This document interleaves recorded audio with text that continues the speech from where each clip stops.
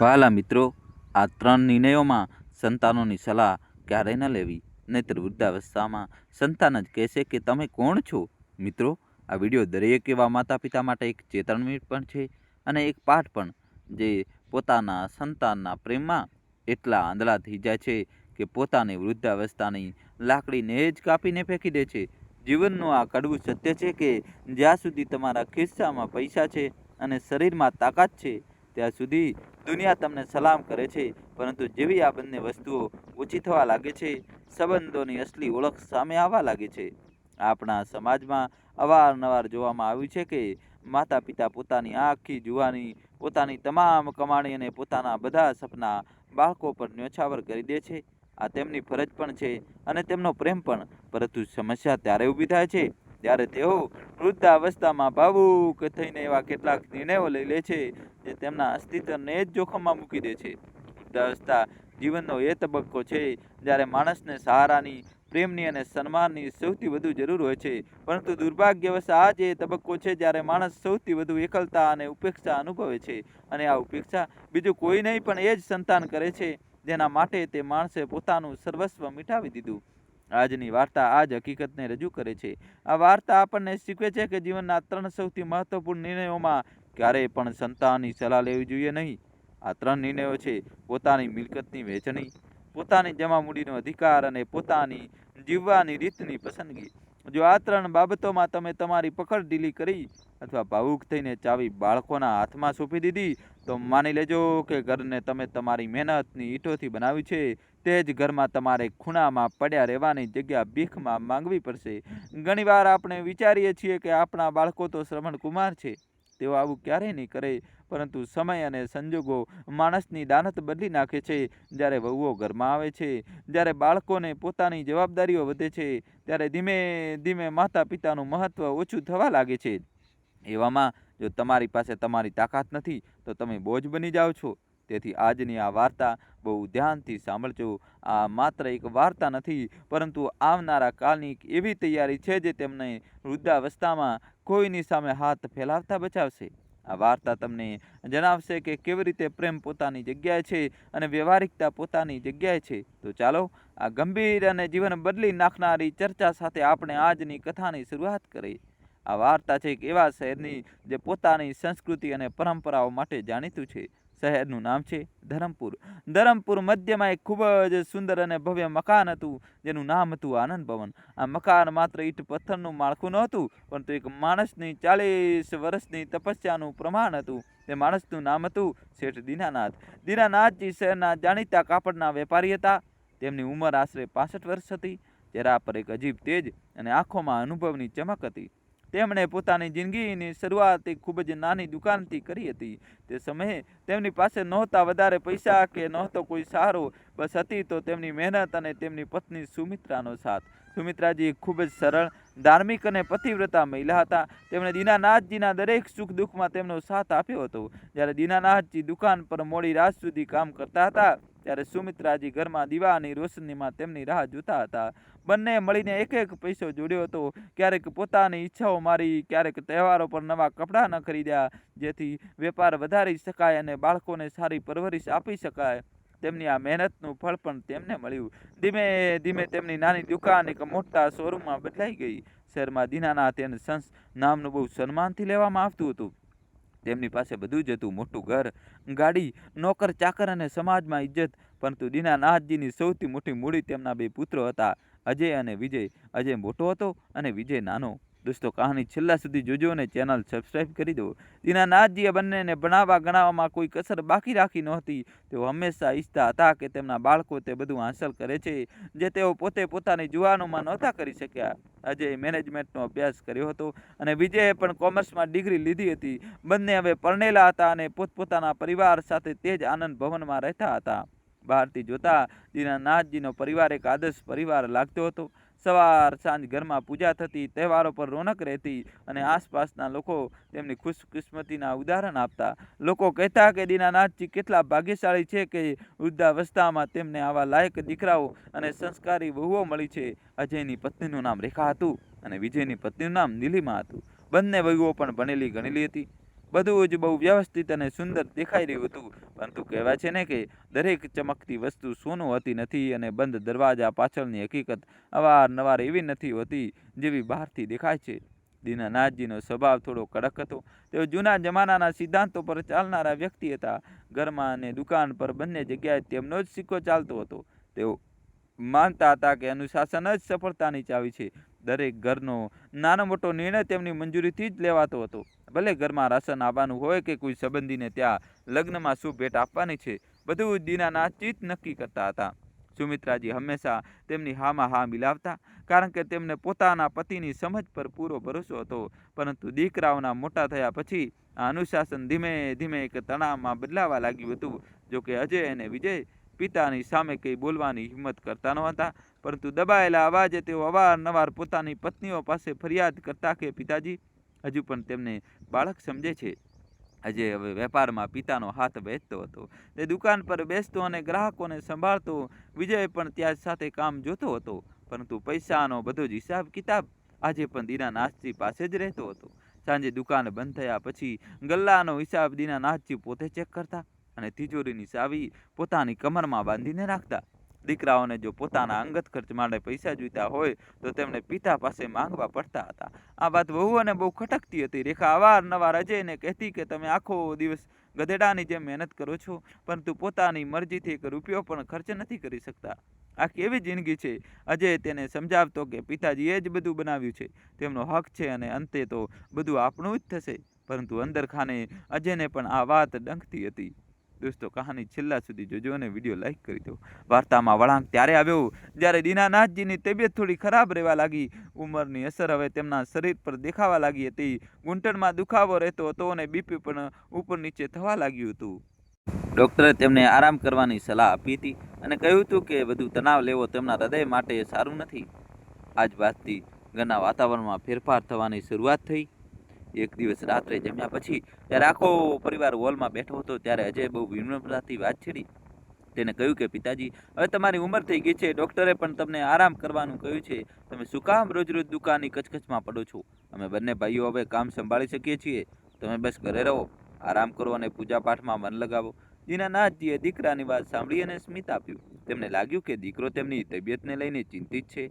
તેમણે કહ્યું કે અરે દીકરા, હજુ હું એટલો પણ ગરડો નથી થયો. કામ કરું છું તો શરીર ચાલતું રહે છે.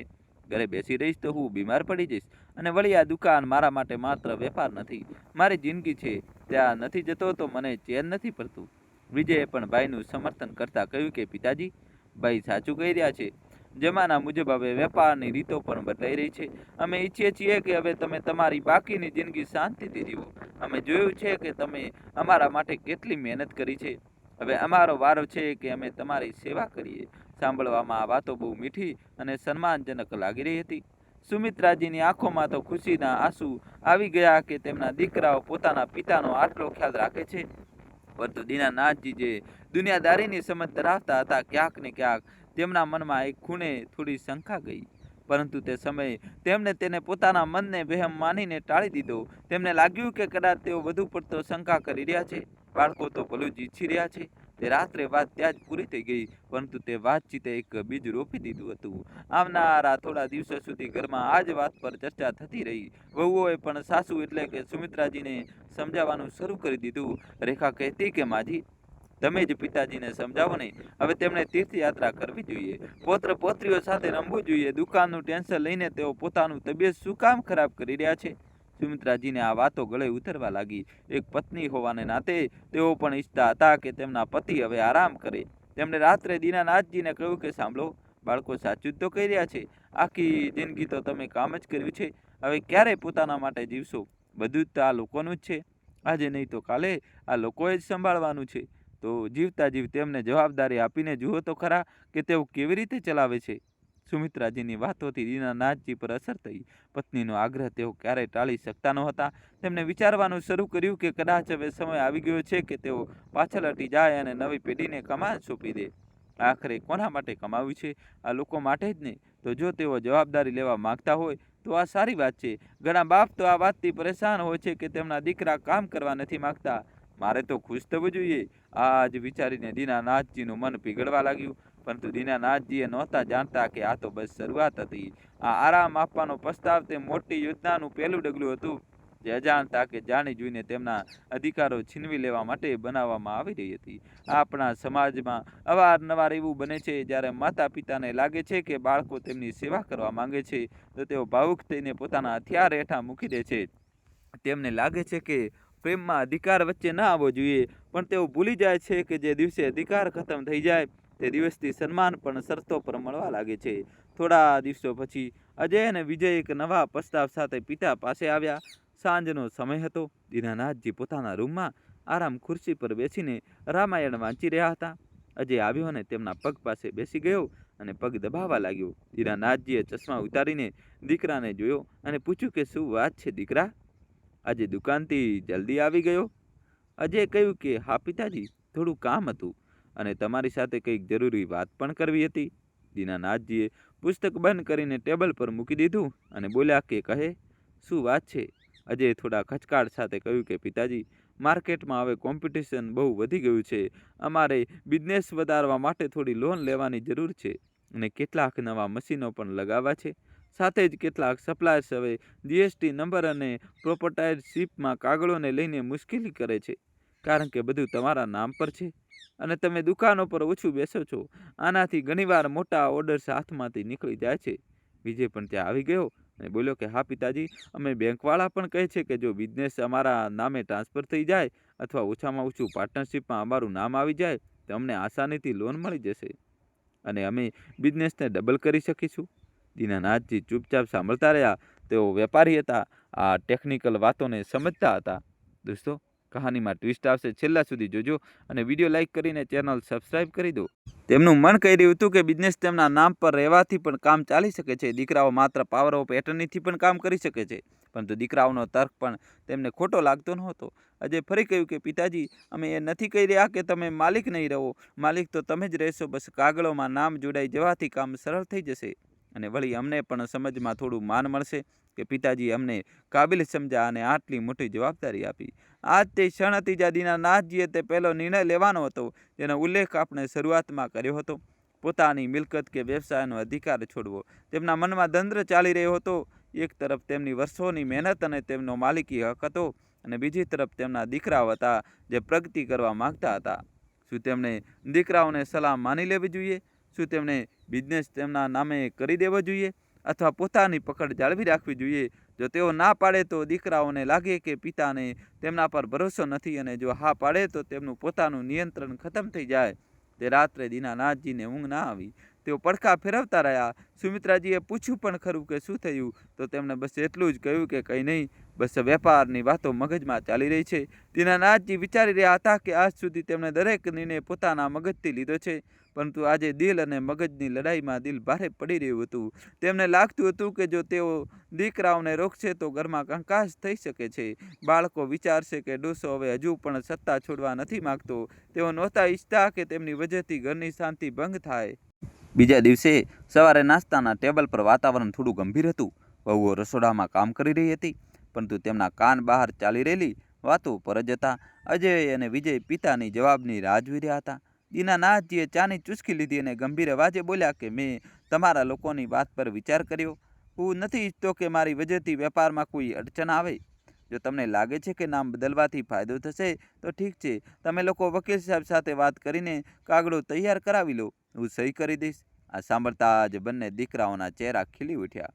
અજય આગળ વધીને પિતાના પગ પકડ્યા અને કહ્યું કે પિતાજી, તમે ચિંતા ન કરો, અમે તમારું નામ વધુ ઊંચું કરીશું. વિજય પણ ખુશી વ્યક્ત કરી. અંદર રસોડામાં રેખા અને નીલિમાએ પણ એકબીજાની સામે જોઈને સ્મિત આપ્યું. તેમને લાગ્યું કે ચાલો, પહેલો કિલ્લો તો જીતાયો, પરંતુ દીનાનાથજીના ચહેરા પર તે ખુશી નહોતી જે દીકરાઓના ચહેરા પર હતી. તેમની અંદર એક અજીબ ખાલીપાની ભાવના હતી, જાણે તેમને પોતાના શરીરનો કોઈ હિસ્સો કાપીને અલગ કરી દીધો હોય. તેમણે આ નિર્ણય સંતાનની સલાહ પર લઈ તો લીધો હતો, પરંતુ તેમને ખબર નહોતી કે આ નિર્ણય તેમની વૃદ્ધાવસ્થાની દિશા અને દશા બંને બદલી નાખવાનો હતો. આ નિર્ણયની સાથે જ ઘરના સમીકરણ બદલાવા લાગ્યા.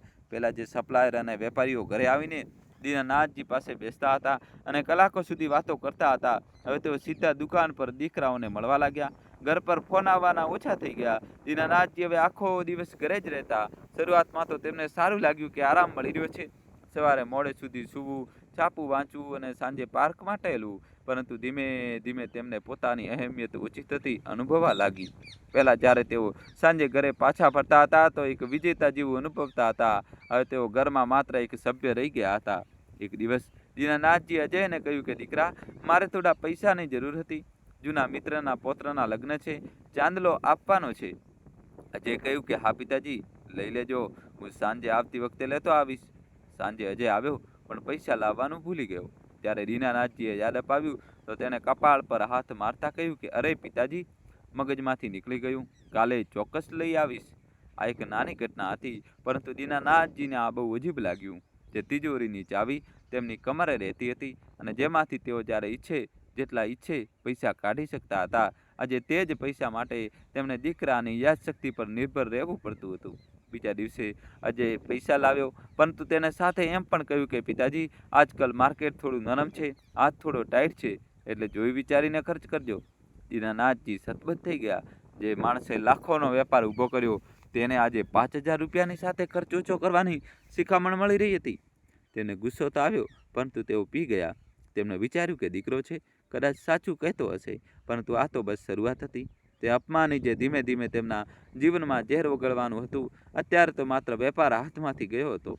હજુ તો ઘર અને બાકીની મિલકતો બાકી હતી. અને સૌથી મોટી વાત, દીનાનાથજીની પોતાની ખાનગી જમા મૂડી જેના વિશે કોઈને ખબર નહોતી, તે પણ હજુ સુરક્ષિત હતી. પરંતુ લાલચની ભૂખ ક્યારેય શાંત થતી નથી.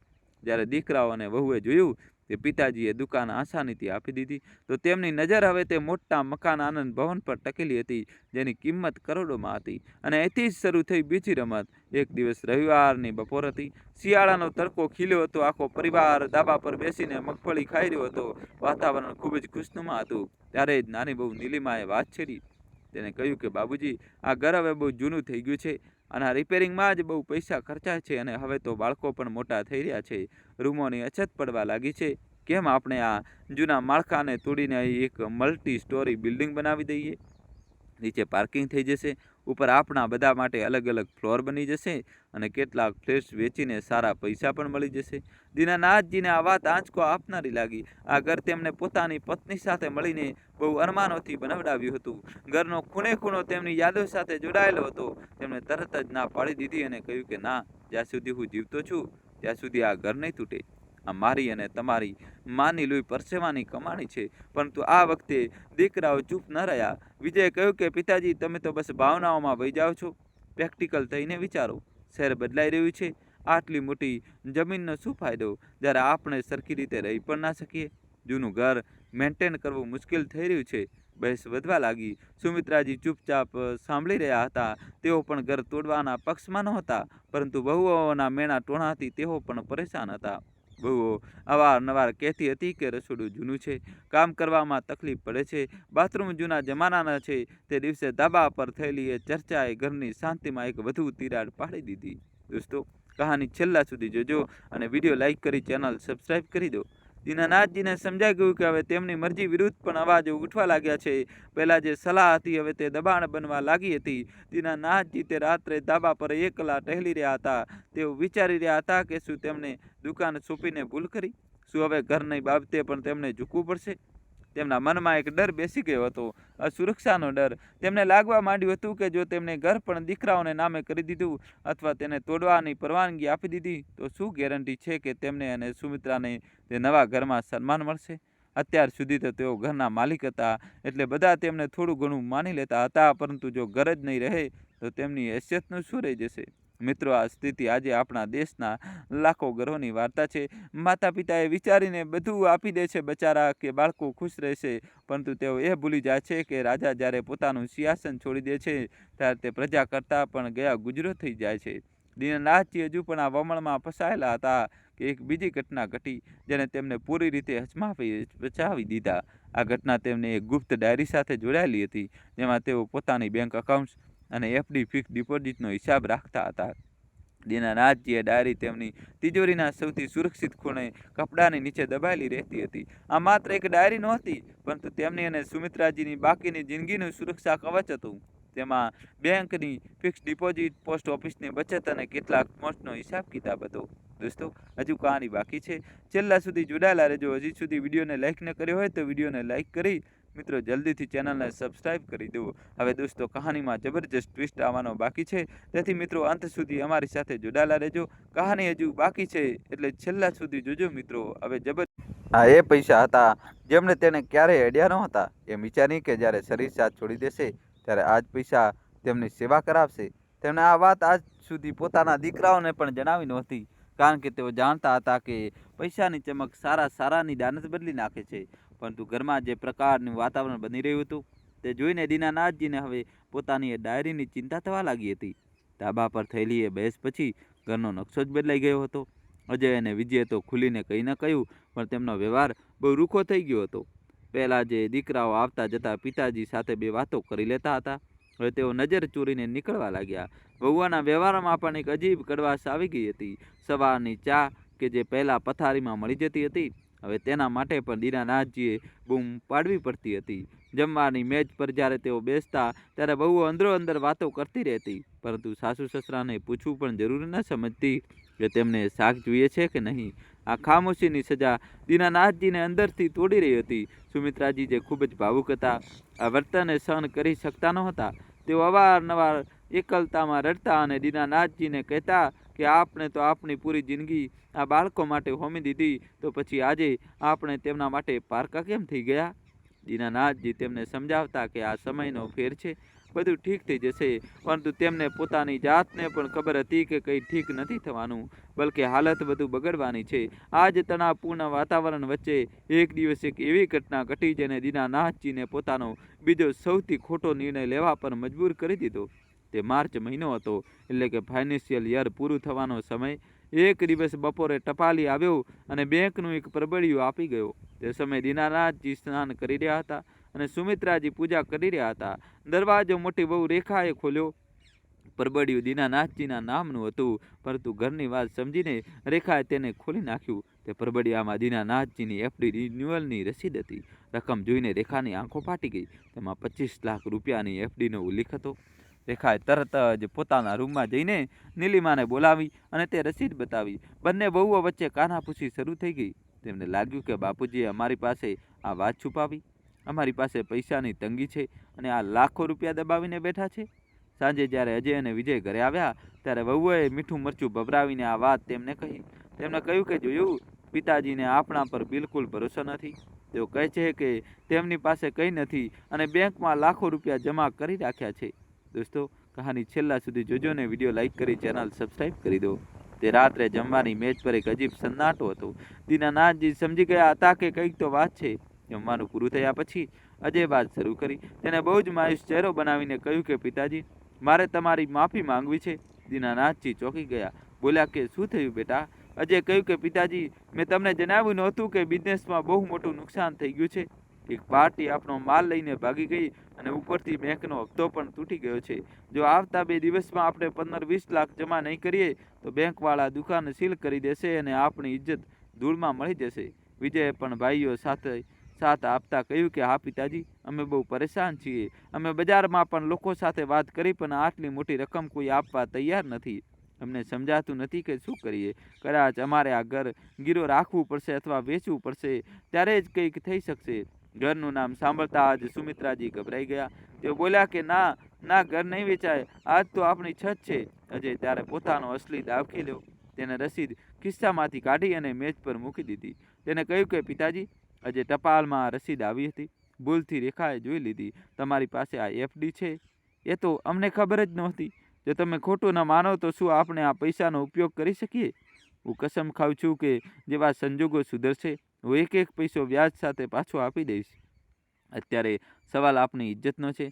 પિતાજી, જો દુકાન સીલ થઈ ગઈ તો આપણે સમાજમાં મોટું બતાવવા લાયક નહીં રહીએ. આ દીનાનાથજીના જીવનની બીજી સૌથી કઠિન ક્ષણ હતી. બીજો નિર્ણય, પોતાની જમાપૂંજી સોંપવી. તેમની સામે 2 રસ્તા હતા. એક તરફ તેમની મહેનતની કમાણી હતી જે તેમના ગડપણનો સારો હતી, અને બીજી તરફ તેમના દીકરાની ઇજ્જત અને તેમનો બનાવેલો વેપાર હતો. દીનાનાથજી જાણતા હતા કે રોકડ પૈસા હાથમાંથી ગયા તો પાછા આવવા મુશ્કેલ હોય છે, પરંતુ અજયની વાતો અને વિજયનું લટકેલું મોઢું તેમનાથી જોવાતું નહોતું. સુમિત્રાજીએ પણ દીનાનાથજી તરફ આશાભરી નજરે જોયું અને કહ્યું કે સાંભળો, પૈસા તો હાથનો મેલ છે, ફરી આવી જશે. અત્યારે બાળકો પર મુસીબત છે, આપણે તેમની મદદ કરવી જોઈએ. આખરે આપણે આ પૈસા ઉપર તો લઈ જવાના નથી. સુમિત્રાજીની વાત સાંભળીને અને દીકરાઓની પરેશાની જોઈને દીનાનાથજીનું પિતાનું હૃદય પીગળી ગયું. તેમણે વિચાર્યું કે જો આજે મેં પૈસા પકડી રાખ્યા અને કાલે દીકરાઓનો બિઝનેસ ડૂબી ગયો તો હું મારી જાતને ક્યારે માફ નહીં કરી શકું. અને વળી આ મારા જ તો દીકરા છે, એમણે કસમ ખાધી છે કે લોટાવી દેશે. પોતાના પર ભરોસો નહીં કરું તો કોના પર કરીશ? દીનાનાથજીએ ઊંડો શ્વાસ લીધો અને ધ્રુજતા હાથે તે રસીદ ઉઠાવી. તેમણે અજય તરફ લંબાવી અને કહ્યું કે ઠીક છે, કાલે બેંક જઈને તેને તોડાવી લઈએ છીએ, પણ બેટા આ મારી જિંદગીભરની કમાણી છે, તેને ધ્યાનથી વાપરજે. અજય અને વિજયે તરત જ પિતાજીના પગ પકડી લીધા. અજયની આંખોમાં આંસુ આવી ગયા કે જે કદાચ સાચા હતા કે નાટક, એ કહેવું મુશ્કેલ હતું. અને તે બોલ્યા કે પિતાજી, તમે ભગવાન છો, તમે અમને બચાવી લીધા, અમે તમારો આ ઉપકાર ક્યારેય નહીં ભૂલીએ. બીજા દિવસે દીનાનાથજી બેંક ગયા.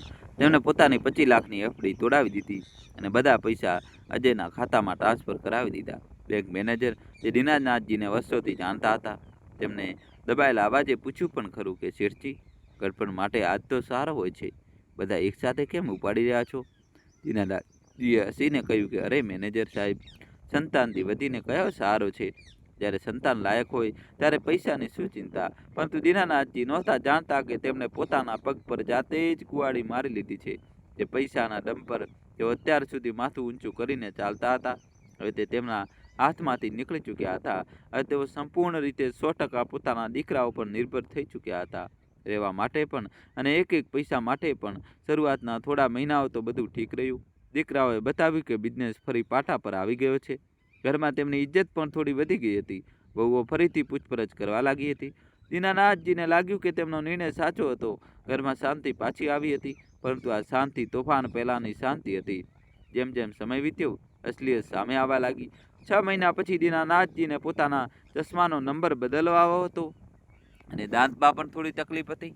તેમણે સવારે નાસ્તા પર અજયને કહ્યું કે બેટા, મારે ડૉક્ટર પાસે જવું છે અને ચશ્મા પણ નવા બનાવડાવવા છે, મારે 3000 રૂપિયા જોઈતા હતા. અજય છાપું વાંચી રહ્યો હતો. તેણે નજર ઉઠાવ્યા વગર જ કહ્યું કે પિતાજી, હજુ તો પરમ દિવસે જ મેં માને શાકભાજી માટે 500 રૂપિયા આપ્યા હતા, તે પૂરા થઈ ગયા કે શું? દીનાનાથજીને ધક્કો લાગ્યો. તેમણે કહ્યું કે બેટા, તે તો ઘરના ખર્ચ માટે હતા, આ મારી દવા અને ચશ્મા માટે છે. અજય ખીજાઈને છાપું પછાડ્યું અને કહ્યું કે પિતાજી, તમને ખબર છે મંદી કેટલી છે? ઉપરથી તમારા લોકોના ખર્ચા ઓછા થવાનું નામ જ નથી લેતા. ક્યારેક દવા, ક્યારેક ચશ્મા, ક્યારેક દાન પુણ્ય. ઠીક છે, સાંજે જોઈશ. દીનાનાથજીનો ચહેરો ઉતરી ગયો. આ એ જ દીકરો હતો જે 6 મહિના પહેલાં પગમાં પડીને કહેતો હતો કે પિતાજી, તમે ભગવાન છો. આજે 2000 રૂપિયા માટે તે તેમનો ખર્ચા ગણાવી રહ્યો હતો. સુમિત્રાજી રસોડામાંથી બધું સાંભળી રહ્યા હતા. તેમની આંખોમાં આંસુ આવી ગયા. સાંજે અજય આવ્યો પણ પૈસા ન લાવ્યો. તેને કહ્યું કે ભૂલી ગયો. દીનાનાથજી સમજી ગયા કે આ ભૂલવું નથી પણ ટાળવું છે. હવે ઘરમાં દીનાનાથજી અને સુમિત્રાજીની સ્થિતિ એક વણનોતર્યા મહેમાન જેવી થઈ ગઈ હતી. તેઓ તે ઘરમાં રહી તો રહ્યા હતા, પણ પોતાની મરજીથી શ્વાસ પણ લઈ શકતા નહોતા. જો પંખો વધારે વાર ચાલતો તો નીલિમા આવીને બંધ કરી દેતી અને કહેતી કે વીજળીનું બિલ બહુ આવે છે. જો સુમિત્રાજી ગેસ પર કંઈક એક્સ્ટ્રા બનાવવા લાગતી તો રેખા ટોકી દેતી કે માજી, ગેસ મોંઘો થઈ ગયો છે. નાની નાની વાતો પર તેમને અહેસાસ કરવામાં આવતો કે તેઓ હવે ઉત્પાદક નથી પણ ઉપભોક્તા છે. તેઓ કમાઈ નથી રહ્યા, ફક્ત ખર્ચ કરાવી રહ્યા છે. પૈસાની નિર્ભરતા માણસનું આત્મસન્માન ખતમ કરી દે છે. દીનાનાથજી જે ક્યારેક શહેરના પ્રતિષ્ઠિત શેઠ હતા, હવે પોતાના જ ઘરની 4 દિવાલોમાં કેદી બનીને રહી ગયા હતા. તેમની પાસે ના તો હવે દુકાનનો અધિકાર હતો અને ના તો પોતાની જમાપૂંજી. તેમની પાસે બચ્યું હતું તો ફક્ત આ મકાન, આનંદ ભવન, જે હજુ પણ તેમના નામ પર હતું. અને આ જે છેલ્લી વસ્તુ હતી જે દીકરાઓ અને વહુઓની આંખોમાં ખૂંચી રહી હતી. દોસ્તો, કહાનીમાં ટ્વિસ્ટ આવશે, છેલ્લા સુધી જોજો અને વિડીયો લાઇક કરી જલ્દીથી ચેનલ સબસ્ક્રાઈબ કરી દો. ઘરમાં હવે આયો દિન ઝઘડા થવા લાગ્યા હતા. વહુ અંદરો અંદર લડતી, પણ તેમની લડાઈનું અસલી નિશાન સાસુ સસરા હતા. તેઓ જોર જોરથી કહેતી કે આ નાના એવા ઘરમાં દમ ગુંગળાય છે, બાળકો મોટા થઈ રહ્યા છે, તેમને અલગ રૂમ જોઈએ. આ ડોસા ડોસીએ તો આખી જગ્યા રોકી રાખી છે. આ વાતો દીનાનાથજીના કાનમાં ઓગળેલા શીશાની જેમ ઉતરતી હતી. એક દિવસ દીનાનાથજી પાર્કમાં પોતાના જૂના મિત્ર શર્માજી સાથે બેઠા હતા. શર્માજી પણ રિટાયર્ડ હતા. દીનાનાથજીએ દુઃખી મને પોતાની વ્યથા સંભળાવી. શર્માજીએ કહ્યું કે દીનાનાથ, તે 2 ભૂલો તો કરી દીધી, બિઝનેસ છોડ્યો અને પૈસા પણ આપી દીધા, પણ હવે ખબરદાર જો ત્રીજી ભૂલ કરી તો. દીનાનાથજીએ પૂછ્યું, કઈ ત્રીજી ભૂલ? શર્માજી બોલ્યા, પોતાની જીવવાની રીતની પસંદગી અને પોતાની આઝાદી સંતાનના નામે કરવી, એટલે કે પોતાનું મકાન ક્યારેય ન છોડતો અને ના તો તેમના કહેવા પર પોતાની દિનચર્યા બદલતો. પરંતુ દીનાનાથજી નહોતા જાણતા કે ઘરમાં તેમની વિરુદ્ધ એક બીજી મોટી સાજિશ રચી રહી છે. દીકરા અને વહુઓ હવે સમજી ગયા હતા કે સીધી રીતે પિતાજી ઘર વેચવા કે તેને તોડીને ફ્લેટ બનાવવા માટે નહીં માને, એટલે તેમણે હવે એક એવો રસ્તો અપનાવવાનું વિચાર્યું જે ભાવનાત્મક રીતે દીનાનાથજીને તોડી નાખે. શર્માજીની ચેતવણી દીનાનાથજીના કાનમાં ગુંજી રહી હતી. ત્રીજી ભૂલ ના કરતા, પોતાનું ઘર અને પોતાની આઝાદી ન ખોતા. પરંતુ દીનાનાથજીએ નહોતા જાણતા કે ઘરની અંદર તેમની વિરુદ્ધ જે યુદ્ધ છેડાવવાનું હતું તે હથિયારોથી નહીં પણ ભાવનાઓ અને બેરુખીથી લડાવવાનું હતું. દીકરા અને વહુએ એક નવી રણનીતિ બનાવી હતી જેને આપણે ઉપેક્ષાનું હથિયાર કહી શકીએ. આવનારા થોડા દિવસોમાં ઘરનું વાતાવરણ પૂરી રીતે બદલાઈ ગયું. પહેલાં તો નાની મોટી બહેસ થતી હતી, પણ હવે ઘરમાં એક ડરામણો સન્નાટો પસરી ગયો. અજય અને વિજય કામ પરથી આવી સીધા પોતાના રૂમમાં જતા રહેતા. વહુઓ જમવાનું બનાવતી. દીનાનાથજી અને સુમિત્રાજીની થાળી મેજ પર મૂકી દેતી અને પોતાના રૂમમાં જઈને ટીવી જોવા લાગતી. કોઈને તેમને એ પણ ના પૂછતું કે જમવાનું કેવું બન્યું છે અથવા તેમને બીજી રોટલી જોઈએ છે કે નહીં. જે પૌત્ર પૌત્રીઓ પહેલા દાદા દાદીની વાર્તાઓ વગર નહોતા ઊંઘતા, હવે તેમને પણ તેમની માતાઓએ પટ્ટી બનાવી દીધી હતી. બાળકો હવે દાદા પાસે આવતા ખચકાવા લાગ્યા. જો દીનાનાથજી કોઈ બાળકને અવાજ પણ દેતા તો વહુઓ તરત કહી દેતી, અરે પિંકી, અહીં આવ, દાદાજીને પરેશાન ના કર, તેમને આરામ કરવા દે. આ આરામ કરવા દેનો જુમલો ખરેખર એક દિવાલ હતી જે તેમના અને તેમના પરિવાર વચ્ચે ઊભી કરવામાં આવી રહી હતી. દીનાનાથજીને અનુભવવા લાગ્યું કે તેઓ પોતાના જ ઘરમાં એક અદૃશ્ય માણસ બની ગયા છે. તેઓ હોલમાં બેઠા રહેતા અને લોકો તેમની સામેથી નીકળી જતા ત્યારે ત્યાં કોઈ બેઠું જ ના હોય. આ માનસિક ત્રાસ કોઈ પણ શારીરિક ઈજા કરતાં પણ વધુ ઊંડો હતો. સુમિત્રાજીની રડી રડીને હાલત ખરાબ હતી. તેઓ કહેતા કે આના કરતાં તો સારું હતું કે આપણે ગામડે જતા રહ્યા હોત, ઓછામાં ઓછું ત્યાં લોકો વાત તો કરે છે.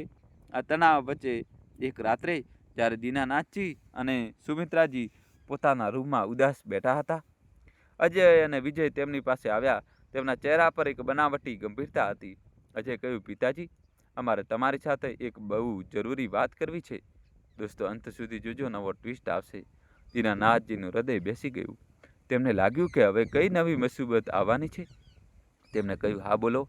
અજય ભૂમિકા બાંધતા કહ્યું કે પિતાજી, તમે જોઈ રહ્યા છો કે ઘરનું વાતાવરણ ઠીક નથી ચાલી રહ્યું.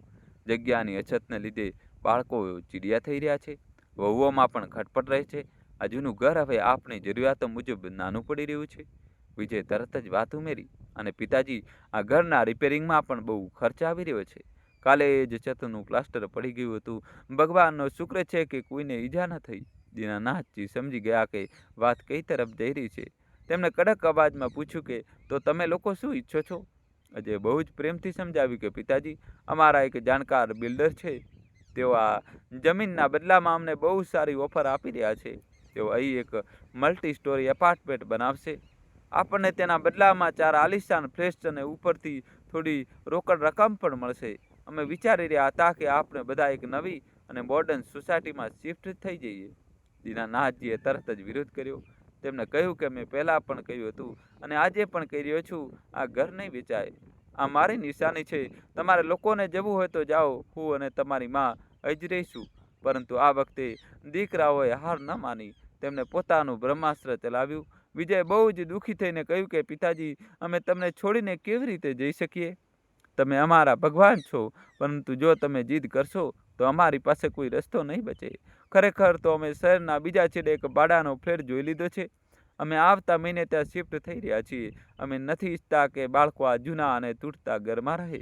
અમે તો બસ એ જ ઈચ્છતા હતા કે આપણે બધા સાથે રહીએ, એક જ છત નીચે એક મોટી સોસાયટીમાં, જ્યાં પાર્ક હોય, લિફ્ટ હોય, સિક્યુરિટી હોય, ત્યાં તમને પણ હરવા ફરવામાં સરળતા રહે. પણ જો તમને ઈંટ પથ્થરોથી આટલો જ પ્રેમ છે તો ઠીક છે, અમે જતા રહીશું. બસ અમને એ વાતનું દુઃખ રહેશે કે ગડપણમાં અમે તમારી સેવા ન કરી શક્યા. આ ધમકી હતી, એકલા પાડી દેવાની ધમકી. દીનાનાથજી અને સુમિત્રાજી એકબીજાનું મોઢું જોવા લાગ્યા. સુમિત્રાજી ગભરાઈ ગયા.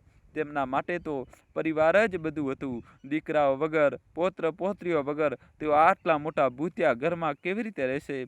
તેમણે દીનાનાથજીનો હાથ પકડી લીધો અને આંખોમાં વિનંતી કરવા લાગી કે બાળકોને જવા ના દો. દીનાનાથજી સામે હવે ધર્મ સંકટ હતું. શર્માજીની સલાહ યાદ હતી, પણ સામે પત્નીના આંસુ અને દીકરાઓનો નિર્ણય હતો. તેઓ વિચારવા લાગ્યા કે જો બાળકો જતા રહ્યા તો અમે બંને વૃદ્ધો આ ઘરમાં કેવી રીતે જીવીશું? બીમાર પડ્યા તો પાણી કોણ આપશે? સુરક્ષાનું શું થશે? ગળપણમાં માણસ સૌથી વધુ ડરે છે. એકલતાથી અને પોતાની સુરક્ષાથી દીકરાઓ આ જ ડરનો ફાયદો ઉઠાવી રહ્યા હતા. અજયે જોયું કે પિતાજીનો આત્મવિશ્વાસ ડગી રહ્યો છે. તેને લોટું ગરમ જોઈને ઘા મારતા કહ્યું કે પિતાજી, વિચારો નહીં, એ નવી સોસાયટી બહુ સારી છે. ત્યાં તમારા માટે ગ્રાઉન્ડ ફ્લોરનો ફ્લેટ લઈશું. સામે જ પાર્ક હશે. તમારી ઉંમરના ઘણા લોકો ત્યાં રહે છે. સત્સંગ ભવન પણ પાસે જ છે. અહીંયા મોહલ્લામાં હવે બચ્ચું જ કોણ છે? બધા જૂના લોકો તો જતા રહ્યા. ત્યાં આપણે બધા સાથે રહીશું. બસ દિવાલો અલગ હશે, દિલ તો એક જ રહેશે ને. અમે તો તમારી ભલાઈ માટે જ કહી રહ્યા છીએ. આ જૂના ઘરને તમે ક્યાં સુધી છાતીએ લગાડી રાખશો? સુમિત્રાજી હવે ચૂપ ના રહી શક્યા. તેઓ બોલી પડ્યા કે સાંભળો, માની જાઓ ને, બાળકો સાચું જ તો કહી રહ્યા છે. જો આ લોકો જતા રહ્યા તો હું જીવી નહીં શકું. મારે તો મારા પૌત્ર પૌત્રીઓ સાથે રહેવું છે. ઘરનું શું છે? ઘર તો માણસોથી બને છે. પત્નીની વાત સાંભળીને દીનાનાથજીની રહીશી હિંમત પણ તૂટી ગઈ. તેમણે વિચાર્યું કે કદાચ હું જ જિદ્દી થઈ રહ્યો છું. જમાનો બદલાઈ ગયો છે. બાળકો પ્રગતિ કરવા માંગે છે, સારું જીવન જીવવા માંગે છે. મારે તેમની રાહનો રોડો ના બનવું જોઈએ. અને વળી તેઓ કહે તો કયા છે કે આપણે બધા સાથે રહીશું. ફ્લેટ પણ મારા નામે જ હશે, તો વાંધો શું છે?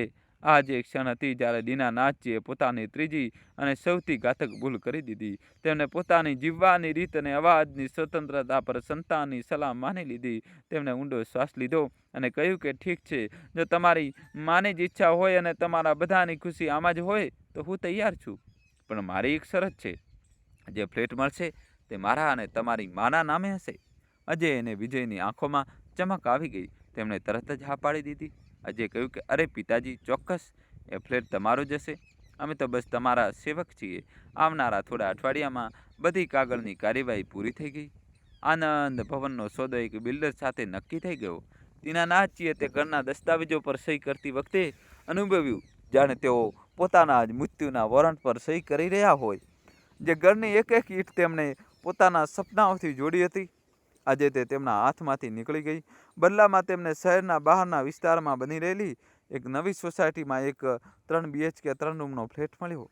બાકી જે પૈસા રોકડા મળ્યા તેનાથી અજય અને વિજયે પોતાના માટે તે જ સોસાયટીમાં ઉપરના માળે 2 અલગ અલગ ફ્લેટ બુક કરાવી લીધા અને બાકીના પૈસા પોતાના કહેવાતા બિઝનેસમાં લગાવી દીધા. શિફ્ટનો દિવસ બહુ જ ભાવુક હતો. દીનાનાથજીએ ઘરની દિવાલોને હાથ લગાવીને વિદાય આપી. તેમની આંખોમાંથી આંસુ રોકાતા નહોતા. સુમિત્રાજી પણ રડી રહ્યા હતા, પરંતુ દીકરાઓ અને વહુઓ ખૂબ ખુશ હતા. તેઓ નવા ફર્નિચર, નવા પડદા અને નવી સજાવટની વાતો કરી રહ્યા હતા. તેમના માતા પિતાના આંસુઓ સાથે કોઈ લેવા દેવા નહોતી. તેમને તો બસ પોતાની આઝાદી અને પૈસા દેખાઈ રહ્યા હતા. નવી સોસાયટીમાં શિફ્ટ થયા પછી થોડા દિવસ તો બધું ઠીક લાગ્યું. ફ્લેટ નવો હતો, સાફ સુથરો હતો, લિફ્ટ હતી, પાર્ક હતો. દીનાનાથજીને લાગ્યું કે કદાચ નિર્ણય ખોટો નહોતો, પરંતુ અસલી ખેલ તો હવે શરૂ થવાનો હતો. જે શરત પર દીનાનાથજીએ ઘર વેચ્યું હતું કે ફ્લેટ તેમના નામે હશે, તેમાં એક ગૂંચવણ હતો. રજિસ્ટ્રી વખતે અજય બહુ જ ચાલાકીથી કહ્યું હતું કે પિતાજી, તમારી ઉંમર વધારે છે. લોન અને ટેક્સના ચક્કરમાં પ્રોપર્ટી મારા નામે હોવાથી ફાયદો મળશે. તમે તો ઘરના મુખિયા છો. કાગળ પર કોઈનું પણ નામ હોય, શું ફરક પડે છે? અને દીનાનાથજી જે પહેલાથી જ બધું હારી ચૂક્યા હતા, તેઓ આ વખતે પણ ચૂપ રહી ગયા. ફ્લેટ અજયના નામે રજીસ્ટર થયો. હવે સ્થિતિ એવી હતી કે દીનાનાથજી પાસે ન તો પોતાની દુકાન હતી, ન પોતાની જમાપૂંજી અને ન તો પોતાના માથા પર પોતાની છત. તેઓ પૂરી રીતે કાનૂની રીતે પણ પોતાના દીકરાના ઘરમાં મહેમાન હતા. થોડા જ મહિનાઓમાં આધુનિક જીવનનો રંગ દેખાવા લાગ્યો. અજય અને રેખા જે રીતે રહેવા માંગતા હતા તે દીનાનાથજી અને સુમિત્રાજીના સંસ્કારો સાથે મેળ ખાતું નહોતું. મોડી રાત સુધી પાર્ટીઓ થવી, મિત્રોની અવરજવર, ઘરમાં નોનવેજ બનવું અને દારૂ ચાલવાનું શરૂ થઈ ગયું. દીનાનાથજી પૂછા પાઠવાળા માણસ હતા. તેમને આ બધી વસ્તુઓની સખત નફરત હતી. ત્યારે તેમણે વિરોધ કર્યો તો રેખાએ વળતો જવાબ આપ્યો કે બાબુજી, આ ફ્લેટ સોસાયટીનો છે, અહીં આવી જ લાઈફસ્ટાઈલ હોય છે. જો તમને તકલીફ હોય તો તમે તમારા રૂમનો દરવાજો બંધ કરી લીધા કરો. આ જવાબ સાંભળીને દીનાનાથજી સતબત થઈ ગયા. દરવાજો બંધ કરી લીધા કરો એનો અર્થ સ્પષ્ટ હતો કે હવે આ ઘરમાં તેમનો કોઈ અવાજ નહોતો. તેમને બસ એક ખૂણામાં પડ્યા રહેવાનું હતું. ધીરે ધીરે તેમને તેમના રૂમ સુધી મર્યાદિત કરી દેવામાં આવ્યા. પહેલાં તેઓ હોલમાં સોફા પર બેસતા હતા, પરંતુ હવે રેખાએ ત્યાં નવા ડિઝાઇનના શોપીસ અને મોંઘા સોફા લગાવી દીધા હતા અને ઈશારામાં કહી દીધું હતું કે ઘરડા લોકોના બેસવાથી કુશન ખરાબ થઈ જાય છે. દોસ્તો, કહાની હજુ બાકી છે. છેલ્લા સુધી અમારી સાથે જોડાયેલા રહેજો. હજી સુધી વિડીયોને લાઇક ન કર્યો હોય તો વિડીયોને લાઇક કરીને મિત્રો ચેનલને સબસ્ક્રાઈબ કરી દો. સુમિત્રાજી રસોડામાં મદદ કરવા માંગતા હતા, પરંતુ તેમને એમ કહીને મનાઈ કરી દેવામાં આવતી કે તમને મોડર્ન કુકિંગ નથી આવડતું, તમે બસ વચ્ચે ના આવો. તે બંને પતિ પત્ની પોતાના રૂમમાં બેસી રહેતા. બહાર હોલમાંથી બાળકોના હસવાના, ટીવીના અને પાર્ટીઓના અવાજો આવતા, પરંતુ તેમને બહાર જવાની પરવાનગી નહોતી. જો કોઈ મહેમાન આવતું તો દીનાનાથજીને બહાર બોલાવવામાં ના આવતા. ઉલટાનું મહેમાનોને કહી દેવામાં આવતું કે પિતાજીની તબિયત ઠીક નથી, તેઓ આરામ કરી રહ્યા છે. આ રીતે તેમને સમાજથી પણ કાપી નાખવામાં આવ્યા. સૌથી મોટું અપમાન ત્યારે થયું જ્યારે એક દિવસ સોસાયટીના ગાર્ડે દીનાનાથજીને ગેટ પર રોકી લીધા. દીનાનાથજી સાંજે ટેલીને પાછા ફરી રહ્યા હતા. ગાર્ડ નવો હતો. તેને પૂછ્યું કે બાબા, તમે કયા ફ્લેટમાં જઈ રહ્યા છો? દીનાનાથજીએ કહ્યું કે હું 101માં અજયને ત્યાં રહું છું. ગાર્ડે ઇન્ટરકોમ પર ફોન કર્યો. અજય ફોન ન ઉપાડ્યો. ગાર્ડે તેમને અંદર જવાની ના પાડી દીધી અને કહ્યું કે જ્યાં સુધી સાહેબ કન્ફર્મ નહીં કરે ત્યાં સુધી હું તમને જવા નહીં દઉં. દીનાનાથજી અડધો કલાક સુધી ગેટ પર ઊભા રહ્યા. આવતા જતા લોકોની નજરો તેમના પર પડી રહી હતી. તેમને એટલી શરમ અનુભવાઈ કે તેઓ ત્યાં જમીન પર બેસી ગયા. બાદમાં જ્યારે વિજય આવ્યો ત્યારે તે તેમને અંદર લઈ ગયો, પરંતુ તેને ગાર્ડને ઠપકો આપવાને બદલે પિતાજીને જ કહ્યું કે તમે જણાવ્યા વગર બહાર કેમ જાઓ છો? અમને પરેશાની થાય છે. તે રાત્રે દીનાનાથજીને સમજાઈ ગયું કે શર્માજીએ કેમ કહ્યું હતું કે પોતાની આઝાદી ક્યારેય ન ખોવી. આજે તેઓ એક આલિશાન જેલમાં કેદ હતા. તેમની પાસે એસી રૂમ હતો, ગાદીવાળો પલંગ હતો, પરંતુ સન્માનનું એક ટીપું પણ નહોતું. તેઓ તો ભિખારી કરતાં પણ બદતર અનુભવી રહ્યા હતા, જે ફૂટપાથ પર સૂવે છે પણ પોતાની મરજીનો માલિક હોય છે. પરંતુ નિયતિએ હજુ તેમની વધુ પરીક્ષા લેવાની હતી. અત્યારે તો માત્ર ઉપેક્ષા મળી રહી હતી. હવે વારો હતો અસ્તિત્વના સંકટનો. એક દિવસ અજય અને વિજય એક નવો ફરમાન સંભળાવ્યો. તેમણે કહ્યું કે પિતાજી, મોંઘવારી વધુ વધી ગઈ છે. અમારા ખર્ચા પૂરા નથી થઈ રહ્યા. અમે બંને ભાઈઓએ ફેસલો કર્યો છે કે અમે આ શહેર છોડીને બીજા રાજ્યમાં શિફ્ટ થઈશું. ત્યાં બિઝનેસની સારી તકો છે. દીનાનાથજી અને સુમિત્રાજીના પગ નીચેની જમીન સરકી ગઈ. સુમિત્રાજીએ ધ્રુજતા અવાજે પૂછ્યું, તો અમારું શું થશે? અમે પણ સાથે ચાલીશું કે શું? અજયે નજર ચોરીને કહ્યું, ના માં, ત્યાં શરૂઆતમાં બહુ સંઘર્ષ હશે. અમે નાના નાના ઘરોમાં રહીશું. આપ લોકોને ત્યાં બહુ તકલીફ થશે. તેથી અમે વિચાર્યું છે કે તેને પોતાની વાત અધૂરી છોડી દીધી. પરંતુ દીનાનાથજી સમજી ગયા કે તે શું કહેવા માંગે છે. તેમને આંખો સામે અંધારું છવાવા લાગ્યું. શું તેઓ તેમને વૃદ્ધાશ્રમ મોકલવાની વાત કરી રહ્યા છે કે પછી તેમને અહીં છોડીને જવાના છે? તેમણે ક્યારેય સપનામાં પણ નહોતું વિચાર્યું કે જે સંતાન માટે તેમને પોતાની જુવાની, પોતાના પૈસા અને પોતાનું ઘર બધું જ કુરબાન કરી દીધું, તે એક દિવસ તેમને પોતાના જીવનમાંથી માખીની જેમ કાઢી ફેંકવાની યોજના બનાવશે. આ ત્રીજી ભૂલે તેમને તે મુકામ પર લાવીને ઊભા કરી દીધા હતા જ્યાં તેમની પાસે ના કહેવાનો પણ અધિકાર બચ્યો નહોતો. અજયે પોતાની વાત પૂરી કરી. તેને કહ્યું કે અમે શહેર પાસે જ એક બહુ સારું સેવા સદન જોયું છે. તે કોઈ સામાન્ય વૃદ્ધાશ્રમ નથી, પરંતુ એક રિસોર્ટ જેવું છે. ત્યાં ડૉક્ટર છે, નર્સ છે અને તમારા જેવા ઘણા વડીલો છે. આ સત્સંગ થાય છે, ભજન કીર્તન થાય છે. અમે વિચાર્યું કે તમારા બંને માટે તે જગ્યા સૌથી સાચી રહેશે. ત્યાં તમારે ખાવા પીવાની ચિંતા નહીં કરવી પડે, કપડાં ધોવાની ટેન્શન નહીં હોય, બધું જ ટાઈમ પર મળશે અને અમે તો છીએ જ.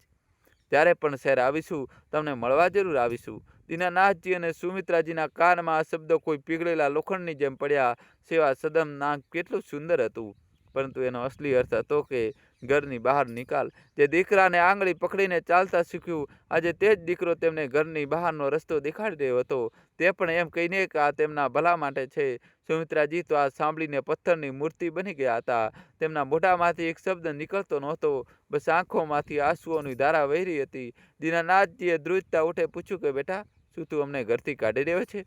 શું અમે તારા પર એટલા બોજ બની ગયા છીએ? વિજય તરત વાત સાંભળતા કહ્યું કે અરે, પિતાજી તમે ખોટું સમજી રહ્યા છો, કાઢવું કોણ કહી રહ્યું છે? અમે તો શિફ્ટ થઈ રહ્યા છીએ ને, ત્યાં નવા શહેરમાં નવા કામમાં અમે એટલા વ્યસ્ત રહીશું કે તમારું ધ્યાન જ નહીં રાખી શકીએ. ત્યાં તમે એકલા ફ્લેટમાં બોર થઈ જશો. બીમાર પડી ગયા તો કોણ જોશે? અહીંયા આશ્રમમાં ઓછામાં ઓછું તમે સુરક્ષિત તો રહેશો. અમે તો તમારી સુરક્ષા માટે જ આ ફેસલો લઈ રહ્યા છીએ અને અમે ત્યાં વાત કરી લીધી છે. ત્યાંની ફી થોડી વધારે છે, પણ અમે આપીશું. તમે પૈસાની ચિંતા ના કરો, ફી અમે આપીશું. આ વાક્ય સાંભળીને દીનાનાથજીને પોતાની તે 25 લાખની એફડી યાદ આવી ગઈ જે તેમણે દીકરાના કહેવા પર તોડી નાખી હતી. આજે તેમના આજે પૈસાથી તેમને જ ઘરની બહાર રાખવાનું ભાડું ચૂકવવાની વાત થઈ રહી હતી. કેવો ક્રૂર મજાક હતો આ સમયનો. તેમણે અજયની આંખોમાં જોયું. કદાચ ત્યાં થોડી શરમ બચી હોય, પરંતુ ત્યાં માત્ર વ્યવહારિકતા હતી. છુટકારો મેળવવાની ઉતાવળ હતી. તે રાત્રે ઘરમાં ચૂલો ન સળગ્યો. દીનાનાથજી અને સુમિત્રાજી પોતાના રૂમના અંધારામાં બેસી રહ્યા. બહાર હોલમાં દીકરા અને વહુઓ સામાન્ય રીતે વાતો કરી રહ્યા હતા, જાણે કંઈ થયું જ ના હોય. તેઓ પોતાની પેકિંગની લિસ્ટ બનાવી રહ્યા હતા.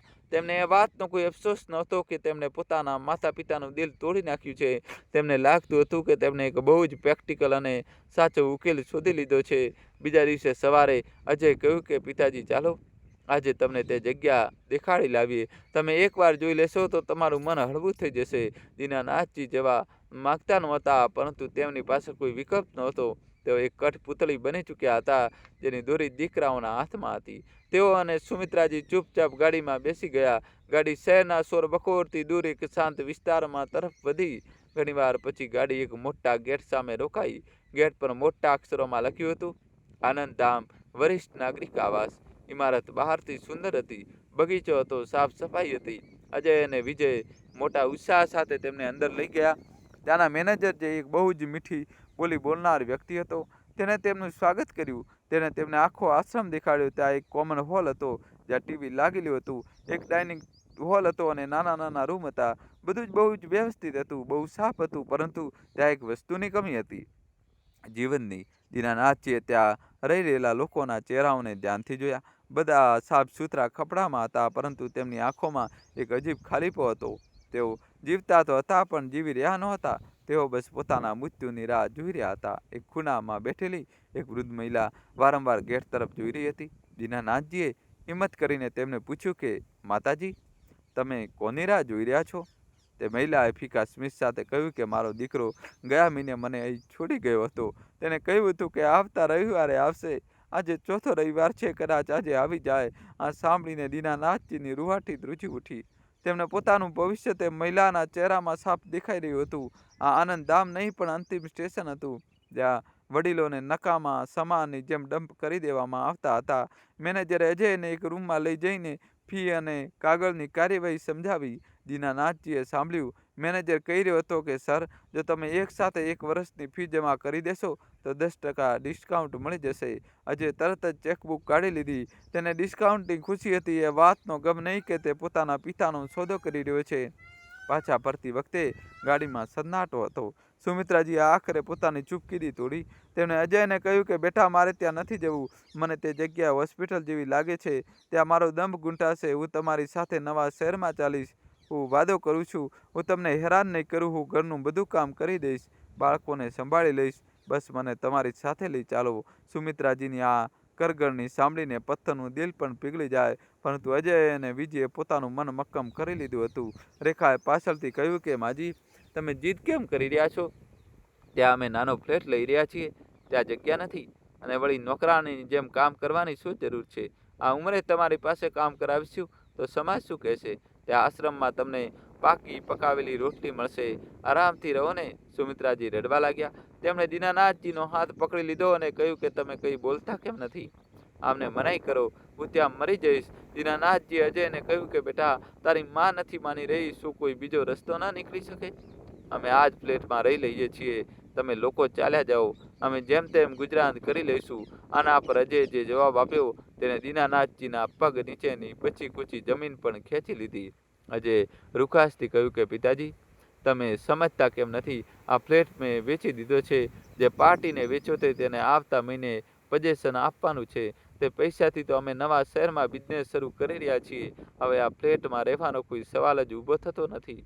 અમારી પાસે બસ 20 દિવસ બાકી છે. 20 દિવસ પછી અમારે આ ઘર ખાલી કરવાનું છે. દીનાનાથજી સતબત થઈ ગયા. ફ્લેટ વેચી દીધો. તેમને પૂછવામાં પણ ના આવ્યું. જે ઘર માટે તેમને પોતાનું પૈતૃક મકાન આનંદ ભવન વેચ્યું હતું, આજે તે ફ્લેટ પણ વેચાઈ ચૂક્યો હતો અને તેઓ હવે પૂરી રીતે રસ્તા પર હતા. આજે આ વાત એટલી આસાનીથી કહી દીધી જાણે તેને કોઈ જૂનો સોફો વેચ્યો હોય. દીનાનાથજીને યાદ આવ્યું શર્માજીનું કહેલું, પોતાની સંપત્તિ અને અવાજનો અધિકાર ક્યારેય ન છોડવો. આજે તેઓ તે ભૂલની કિંમત ચૂકી રહ્યા હતા. તેમની પાસે હવે માથું છુપાવવાની પણ જગ્યા નહોતી. કાં તો તેઓ આશ્રમ જાય અથવા રસ્તા પર રહે. ઘરે પહોંચવા પર સુમિત્રાજીની હાલત બગડવા લાગી. આઘાત અને તણાવને કારણે તેમને શ્વાસ લેવામાં તકલીફ થઈ રહી હતી. તેઓ પલંગ પર સૂઈ ગયા અને જોર જોરથી હાંફવા લાગ્યા. દીનાનાથજી ગભરાઈ ગયા. તેમણે અજય અને વિજયને અવાજ આપ્યો, અરે સાંભળો, તમારી માની તબિયત ખરાબ થઈ રહી છે. જલ્દી ડૉક્ટરને બોલાવો. ઘણી વાર પછી વિજય રૂમમાં આવ્યો. તેણે માને જોયા અને ખીજાતા બોલ્યો કે પિતાજી, માને નાટક કરવાની આદત છે. આશ્રમ નથી જવું ઈચ્છતી એટલે આ બધું કરી રહી છે. પાણી પીવડાવી દઉં, ઠીક થઈ જશે. દોસ્તો, કહાનીમાં ટ્વિસ્ટ આવશે, છેલ્લા સુધી જોજો અને વિડીયો લાઈક કરીને ચેનલ સબસ્ક્રાઈબ કરી દો. દીનાનાથજી ચિલ્લાયા કે અરે બેવકૂફ, જો તેમનું શરીર ઠંડુ પડી રહ્યું છે, આ નાટક નથી, જલ્દી કાઢી કાઢો. દીનાનાથજીના ગુસ્સાને જોઈને દીકરાઓ થોડા સહમી ગયા. બે મનથી અજયે ગાડી કાઢી અને તેઓ સુમિત્રાજીને પાસેની એક સરકારી હોસ્પિટલમાં લઈ ગયા. અજયે કહ્યું કે પ્રાઇવેટમાં બહુ ખર્ચો થશે અને અત્યારે અમારા હાથ તંગ છે. સરકારીમાં દેખાડી દઈએ છીએ. હોસ્પિટલની હાલત બહુ ખરાબ હતી, ભીડ હતી, ગંદકી હતી. ડૉક્ટરે સુમિત્રાજીને ચેક કર્યા અને જણાવ્યું કે આમને માઇલ્ડ હાર્ટ એટેક આવ્યો છે.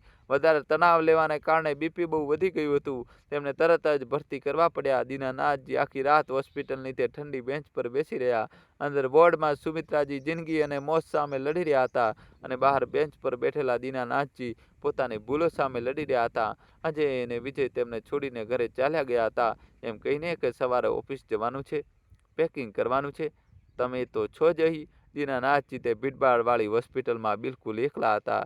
તેમની જીભમાં કેવળ 100-200 રૂપિયા હતા. જો અત્યારે ડૉક્ટર કોઈ મોંઘી દવા મંગાવી લે તો તેમને પોતાના દીકરાઓ સામે હાથ ફેલાવવા પડત અને તે દીકરાઓ કદાચ ફોન પણ ન ઉઠાવત. તે રાત્રે દીનાનાથજીએ પોતાની આખી જિંદગીની રીલની જેમ યાદ આવવા લાગી. કેવી રીતે તેમણે બાળકો માટે પોતાની ઈચ્છાઓ મારી, કેવી રીતે તેમને આંગળી પકડીને ચાલતા શીખ્યું, કેવી રીતે તેમની દરેક જીદ પૂરી કરી અને બદલામાં આજે તેમને શું મળ્યું? આ એકલતા, આ લાચારી, આ અપમાન. તેમને યાદ આવ્યું કે કેવી રીતે એકવાર નાનપણમાં વિજયને તાવ આવ્યો હતો તો દીનાનાથજી આખી રાત તેને તેડીને ટહેલતા રહ્યા હતા અને આજે જ્યારે તેની માં હોસ્પિટલમાં પડી છે તો વિજય ઘરે જઈને સૂઈ ગયો. સવાર થઈ. ડૉક્ટરે જણાવ્યું કે ખતરો ટળી ગયો છે, પરંતુ દર્દીને પૂર્ણ આરામની જરૂર છે. કોઈ પણ તણાવ જાનલેવા સાબિત થઈ શકે છે. દીનાનાથજીએ રાહતનો શ્વાસ લીધો, પરંતુ સાથે જ એક નવી ચિંતા સતાવા લાગી. ડૉક્ટર કહી રહ્યા છે તણાવ નથી આપવાનો અને 20 દિવસ પછી તેમને જબરજસ્તી આશ્રમ મોકલવામાં આવશે. આ તણાવ તો જાન લઈ લેશે. જ્યારે અજય અને વિજય હોસ્પિટલ આવ્યા તો તેમના ચહેરા પર ચિંતા નહીં પણ પરેશાનીના ભાવો હતા. અજય આવતા જ કહ્યું કે ડૉક્ટર શું કહી રહ્યા છે? ક્યારે ડિસ્ચાર્જ કરશે? અમારું પેકિંગનું કામ અટકેલું પડ્યું છે. દીનાનાથજીએ દીકરાને ઘૂરીને જોયો. પહેલી વાર તેમની આંખોમાં પિતાનો પ્રેમ નહીં પણ એક અજાણ્યાની કઠોરતા હતી. તેમને કહ્યું કે ડૉક્ટરે આરામ કરવાનું કહ્યું છે, થોડા દિવસ લાગશે. અજય કહ્યું કે પિતાજી, અમારી પાસે વધારે સમય નથી. જો માં ઠીક છે તો ડિસ્ચાર્જ કરાવી લઈએ છીએ, ઘરે આરામ કરી લેશે. દીનાનાથજીએ મનાઈ કરી દીધી, પરંતુ દીકરાઓએ ડૉક્ટર પર દબાણ લાવીને બીજા જ દિવસે ડિસ્ચાર્જ કરાવી દીધો. ઘરે પાછા આવીને માહોલ વધુ તણાવપૂર્ણ બની ગયો. સુમિત્રાજી હવે પલંગ પરથી ઉઠી પણ શકતા નહોતા. તેઓ બહુ નબળા થઈ ગયા હતા, પરંતુ વહુઓ માટે તેઓ હવે એક બોજ બની ગયા હતા. રેખા બબડતી રહેતી કે એક તો પેકિંગનું કામ, ઉપરથી આ બીમારી. મને તો સમજ નથી પડતી કે હું શું કરું. ખાવાની થાળી રૂમમાં મૂકીને ચાલી જતી.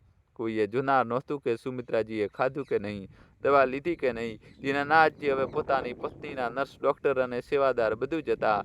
એક દિવસ બપોરે જ્યારે સુમિત્રાજી સૂઈ રહ્યા હતા, દીનાનાથજી હોલમાં પાણી લેવા આવ્યા. તેમણે જોયું કે અજય અને વિજય કોઈ વકીલ સાથે બેઠા છે. તેઓ કોઈ કાગળો પર ચર્ચા કરી રહ્યા હતા. દીનાનાથજીનો અવાજ સાંભળીને તેઓ ચૂપ થઈ ગયા. દીનાનાથજીએ પૂછ્યું કે આ કોણ છે? અજય કહ્યું કે કંઈ નથી પિતાજી, નવા બિઝનેસના કાગળો છે. પરંતુ દીનાનાથજીની નજર ટેબલ પર રાખેલા કાગળો પર પડી ગઈ હતી. તેના પર લખ્યું હતું પાવર ઓફ એટર્ની અને પેન્શન ટ્રાન્સફર ફોર્મ. દીનાનાથજીનું માથું ઠણક્યું. પેન્શન? તેમની સરકારી પેન્શન તો હવે એકમાત્ર સારો હતી જે દર મહિને આવતી હતી અને જેનાથી તેઓ પોતાના નાના મોટા ખર્ચ ચલાવતા હતા. શું હવે આ લોકોની નજર તેના પર પણ છે? તેઓ ચૂપચાપ પાણી લઈને રૂમમાં આવી ગયા, પરંતુ તેમના મગજમાં ખતરાની ઘંટડી વાગી ચૂકતી હતી. તેમને સમજાઈ ગયું હતું કે આ લોકો જતા પહેલા તેમને પૂરી રીતે નીચોવી લેવા માંગે છે. રૂમમાં આવીને તેમણે સુમિત્રાજીને જોયા જે ઊંઘમાં પણ કણસી રહ્યા હતા. દીનાનાથજીએ નક્કી કરી લીધું કે હવે બહુ થયું. તેમણે 3 ભૂલો કરી, પરંતુ હવે તેઓ ચોથી ભૂલ નહીં કરે, ચૂપ રહેવાની ભૂલ. જો તેમને બચવું હોય તો તેમણે લડવું પડશે, પરંતુ કેવી રીતે? તેમની પાસે ન પૈસા હતા, ન તાકાત, ન ઘર. તેમની પાસે એક વસ્તુ હતી જે કદાચ હજુ પણ કામ આવી શકે તેમ હતી: સમાજ અને કાયદો. બીજા દિવસે જ્યારે દીકરાઓ કામ પર ગયા હતા અને વહુઓ પોતાના રૂમમાં એસી ચલાવીને સૂઈ રહી હતી, દીનાનાથજીએ ચૂપકેથી ઘરનો લેન્ડલાઇન ફોન ઉઠાવ્યો. તેમણે પોતાના જૂના મિત્ર રિટાયર્ડ જજ મિસ્ટર ખન્નાનો નંબર લંગાવ્યો. હાથ ધ્રુજતા હતા, પરંતુ અવાજમાં એક દ્રઢતા હતી. તેમણે ખન્ના સાહેબને ફોન પર બધી વાત જણાવી. ખન્ના સાહેબે જે સલાહ આપી તે સાંભળીને દીનાનાથજીના ચહેરા પર એક નવી ઉમ્મીદ જાગી. પરંતુ આ રસ્તો આસાન નહોતો. એમાં તેમને પોતાના દીકરાઓ વિરુદ્ધ ઊભા થવાનું હતું. સાંજે જ્યારે અજય અને વિજય ઘરે આવ્યો તો તેઓ બહુ ખુશ હતા. અજયે મીઠાઈનું બોક્સ ટેબલ પર મૂક્યું અને કહ્યું કે પિતાજી, મોઢું મીઠી કરો. નવા શહેરમાં દુકાનની ડીલ નક્કી થઈ ગઈ છે અને એક ખુશખબરી બીજી પણ છે. આનંદધામમાં પણ તમારો રૂમ ફાઇનલ થઈ ગયો છે. આવતા અઠવાડિયે અમે તમને ત્યાં શિફ્ટ કરી દઈશું. વિજયે હસતા હસતા કહ્યું કે ચાલો, એક ટેન્શન ખતમ થઈ. દીનાનાથજી સોફા પર બેઠા હતા. તેમણે મીઠાઈ તરફ જોયું પણ નહીં. તેમણે બહુ જ શાંત અને ગંભીર અવાજમાં કહ્યું કે હું અને તમારી માં ક્યાંય નથી જઈ રહ્યા અને નહીં અમે તે આશ્રમમાં જઈશું. અજયનું હસવું ગાયબ થઈ ગયું. તેને ગુસ્સામાં કહ્યું કે પિતાજી, ફરી એ ડ્રામા? મેં કહ્યું ને કે આ ફ્લેટ વેચાઈ ચૂક્યો છે. તમારે જવું જ પડશે. તમારી પાસે કોઈ રસ્તો નથી. દીનાનાથજીએ પોતાની જીભમાંથી એક કાગળ કાઢ્યો અને ટેબલ પર મૂકી દીધો. દોસ્તો, કહાની છેલ્લા સુધી જોજો અને ચેનલ સબસ્ક્રાઈબ કરી દો. આ કાગળ તે નહોતો જે વકીલ લાવ્યો હતો, પરંતુ આ તે અરજી હતી જે તેમણે આજે બપોરે પોલીસ કમિશનરની ઓફિસમાં પોતાના મિત્ર ખન્નાજી દ્વારા મોકલાવી હતી. વરિષ્ઠ નાગરિક ભરણ પોષણ અધિનિયમ હેઠળ ફરિયાદ. દીનાનાથજીએ આંખોમાં આંખ ભરવીને કહ્યું કે રસ્તો છે બેટા, કાયદાનો રસ્તો. મેં આજે જ ટ્રિબ્યુનલમાં ફરિયાદ નોંધાવી છે. કાયદો કહે છે કે જો બાળકો માતા પિતાની દેખરેખ નથી કરતા તો માતા પિતા પોતાની આપેલ સંપત્તિ પાછી લઈ શકે છે. મેં આ ફ્લેટ ખરીદવા માટે જે પૈસા આપ્યા હતા અને જે આનંદ ભવન વેચ્યું હતું તે બધું રેકોર્ડ પર છે. જો તમે મને ઘરથી કાઢશો તો હું એ સાબિત કરી દઈશ કે આ વેચાણ દગાથી કરવામાં આવ્યું હતું. પછી ના તમે જઈ શકશો અને ના તમારો બિઝનેસ શરૂ થશે. રૂમમાં સન્નાટો છવાઈ ગયો. અજય અને વિજયના ચહેરા ફીકા પડી ગયા. તેમને અંદાજ નહોતો કે તેમનો સીધો સાદો પિતા આવું કદમ પણ ઉઠાવી શકે છે. રેખા અને નીલિમા પણ બહાર નીકળી આવી હતી. અજયે હકલાતા હકલાતા કહ્યું કે પિતાજી, તમે અમારા પર કેસ કરશો? પોતાની ઓલાદ પર? પોલીસને ઘરે બોલાવશો? તમારી ઇજ્જતનું શું થશે? દીનાનાથજી હસ્યા, પરંતુ તે હસીમાં ખુશી નહીં, દર્દ હતું. તેમણે કહ્યું, ઇજ્જત? કઈ ઇજ્જત બેટા? તે ઇજ્જત જે તમે લોકોએ તે દિવસે ઉતારી જ્યારે તમે મને ગાર્ડની સામે ઊભો રાખ્યો? કે તે ઇજ્જત જ્યારે મારી બીમાર પત્નીને સરકારી હોસ્પિટલમાં પટકી દીધી? ઇજ્જત તો તે જ દિવસે ખતમ થઈ ગઈ હતી જ્યારે તમે મને મારા જ ઘરમાં પરાયો કરી દીધો હતો. હવે વાત ઇજ્જતની નથી, ઇસ્તીસવાની છે. તમે કહો છો અમે તમારા પર બોજ છીએ. ઠીક છે, હવે કાયદો નક્કી કરશે કે બોજ કોણ છે. દીકરાઓએ વિચાર્યું હતું કે પિતાજી ભાવુક થઈને પીગળી જશે. તેમણે ઇમોશનલ બ્લેકમેલ કરવાનું શરૂ કર્યું. વિજયે રડમસ ચહેરો બનાવીને કહ્યું કે પિતાજી, તમે આવું કરશો તો અમારું કેરિયર બરબાદ થઈ જશે. અમે જેલમાં જઈશું. શું તમે તમારા દીકરાઓને જેલ મોકલશો? સુમિત્રાજી પણ આ સાંભળીને ગભરાઈ ગયા. માનું દિલ હતું. દીકરાઓને મુસીબતમાં નહોતા જોઈ શકતા. તેમણે દીનાનાથજી તરફ જોયું. કદાચ તેઓ કહેવા માંગતા હતા કે રહેવા દો, પરંતુ દીનાનાથજી આ વખતે અટલ હતા. તેમણે સુમિત્રાજી તરફ જોયું અને ઈશારાથી તેમને શાંત રહેવાનું કહ્યું. પછી દીકરાઓને બોલ્યા કે મને જેલ મોકલવાનો શોખ નથી. મને બસ મારો હક જોઈએ છે. મારી પાસે 3 શરતો છે. જો તમે માનશો તો હું ફરિયાદ પાછી ખેંચી લઈશ. જો નહીં તો પોલીસ કાલે સવારે આવી જશે. અજયે ગભરાઈને પૂછ્યું કે શું શરતો છે? દીનાનાથજીએ આંગળી ઉઠાવીને પહેલી શરત બતાવી. પહેલી? તમે બંને મને તમારી માને દર મહિને 25,000 રૂપિયા ગુજરાન ભથ્થું આપશો લેખિતમાં. બીજી, મારી જે એફડી તોડાવીને તમે પૈસા લીધા હતા તેને દેવું માનવામાં આવશે અને તમારે જે પૈસા વ્યાજ સહિત પાછા આપવા પડશે એનો એગ્રીમેન્ટ બનશે. અને ત્રીજી, દીનાનાથજી અટક્યા. રૂમમાં હાજર દરેક વ્યક્તિના શ્વાસ થંભી ગયા હતા. ત્રીજી શરત સૌથી મહત્વપૂર્ણ હતી. દીનાનાથજીએ કહ્યું, ત્રીજી એ કે અમે આશ્રમ નહીં જઈએ. અમે આ જ શહેરમાં રહીશું. તમે અમારા માટે એક ભાડાનું મકાન લેશો જેનું ભાડું તમે ભરશો અને અમે ત્યાં પોતાની મરજીથી પોતાની આઝાદીથી રહીશું, તમારી સાથે નહીં, તમારા પર ટુકડા પર નહીં પણ પોતાના હકથી. દીકરા અને વહુઓ એકબીજાનું મોઢું જોવા લાગ્યા. તેઓ ફસાઈ ચૂક્યા હતા. તેઓ જાણતા હતા કે જો પોલીસ કેસ થયો તો તેમનો પાસપોર્ટ જપ્ત થઈ શકે છે, નવો બિઝનેસ ઠપ થઈ શકે છે અને સમાજમાં બદનામી થશે તે અલગ. તેઓ દીનાનાથજીએ નબળા સમજી રહ્યા હતા, પરંતુ જ્યારે એક પિતા પોતાના સંતાન સાથે લડવા પર ઉતરે છે ત્યારે તે દુનિયાનો સૌથી કઠિન લડાઈ હોય છે. તે રાત્રે દીનાનાથજીએ અનુભવ્યું કે તાકાત માંગવાથી નથી મળતી, તાકાત દેખાડવી પડે છે. તેમણે મોડેથી જ સાચો નિર્ણય લીધો હતો, પરંતુ શું આ લડાઈ એટલી આસાનીથી ખતમ થવાની હતી? શું દીકરાઓ એટલી આસાનીથી હાર માની લેશે કે પછી તેઓ કોઈ બીજી ચાલ ચાલશે? દીનાનાથજીની શરતોએ ઘરમાં ભૂકંપ લાવી દીધો હતો. દોસ્તો, હજી કહાનું બાકી છે. છેલ્લા સુધી અમારી સાથે જોડાયેલા રહેજો. હજી સુધી વિડીયોને લાઇક ન કર્યો હોય તો વિડીયોને લાઇક કરીને ચેનલને સબસ્ક્રાઈબ કરી દો. કહાનીમાં મિત્રો હવે જબરજસ્ત ટ્વિસ્ટ આવવાનો બાકી છે, તેથી અમારી સાથે મિત્રો જોડાયેલા રહેજો. હવે કહાની બદલાવમાં જઈ રહી છે. હવે બદલો લેવાનો સમય આવી ગયો છે એક પિતા માટે જે દીકરાઓ તેમને છેતર્યા હતા. અજય અને વિજય ક્યારે સપનામાં પણ નહોતું વિચાર્યું કે તેમના પિતા, જે અત્યાર સુધી દરેક કાગળ પર વાંચ્યા વગર સહી કરી દેતા હતા, તેઓ કાયદાની ભાષા બોલશે. તે રાત્રે ઘરમાં કોઈને ઊંઘ ના આવી. અજય અને વિજય પોતાના રૂમમાં ગણગણાટ કરતા રહ્યા, વકીલોનો ફોન લગાડતા રહ્યા. તેઓ જાણવા માંગતા હતા કે શું પિતાજીનો દાવો ખરેખર એટલો મજબૂત છે, અને જવાબ તેમને એ જ મળ્યો જેનો તેમને ડર હતો. વકીલોએ સાફ કહી દીધું કે સિનિયર સિટીઝન એક્ટ બહુ કડક છે. જો પિતાજીએ ટ્રિબ્યુનલમાં એ સાબિત કરી દીધું કે સંપત્તિ દગાથી લેવામાં આવી છે અથવા તેમની દેખરેખ નથી થઈ રહી, તો ના માત્ર સંપત્તિનું વેચાણ રદ થઈ શકે છે, પણ દીકરાઓને જેલની હવા પણ ખાવી પડી શકે છે. અને સૌથી મોટી વાત, અજયનો નવો બિઝનેસ અને વિદેશ જવાનો જે પ્લાન ભવિષ્યમાં હતા, તે બધા પર પોલીસના કેસનો સિક્કો વાગી જશે. બીજા દિવસનો સૂરજ એક અજીબ કડવાશ લઈને નીકળ્યો. નાસ્તાના ટેબલ પર સન્નાટો હતો, પરંતુ આ સન્નાટો પહેલા જેવો નહોતો. એમાં દીનાનાથજીનો દબદબો હતો. અજયજીની આંખોમાં કાલ સુધી પિતા માટે બેરુખી હતી, આજે ત્યાં ડર દેખાઈ રહ્યો હતો. તેણે ચાનો કપ રાખતા કહ્યું કે પિતાજી, અમે વકીલ સાથે વાત કરી હતી.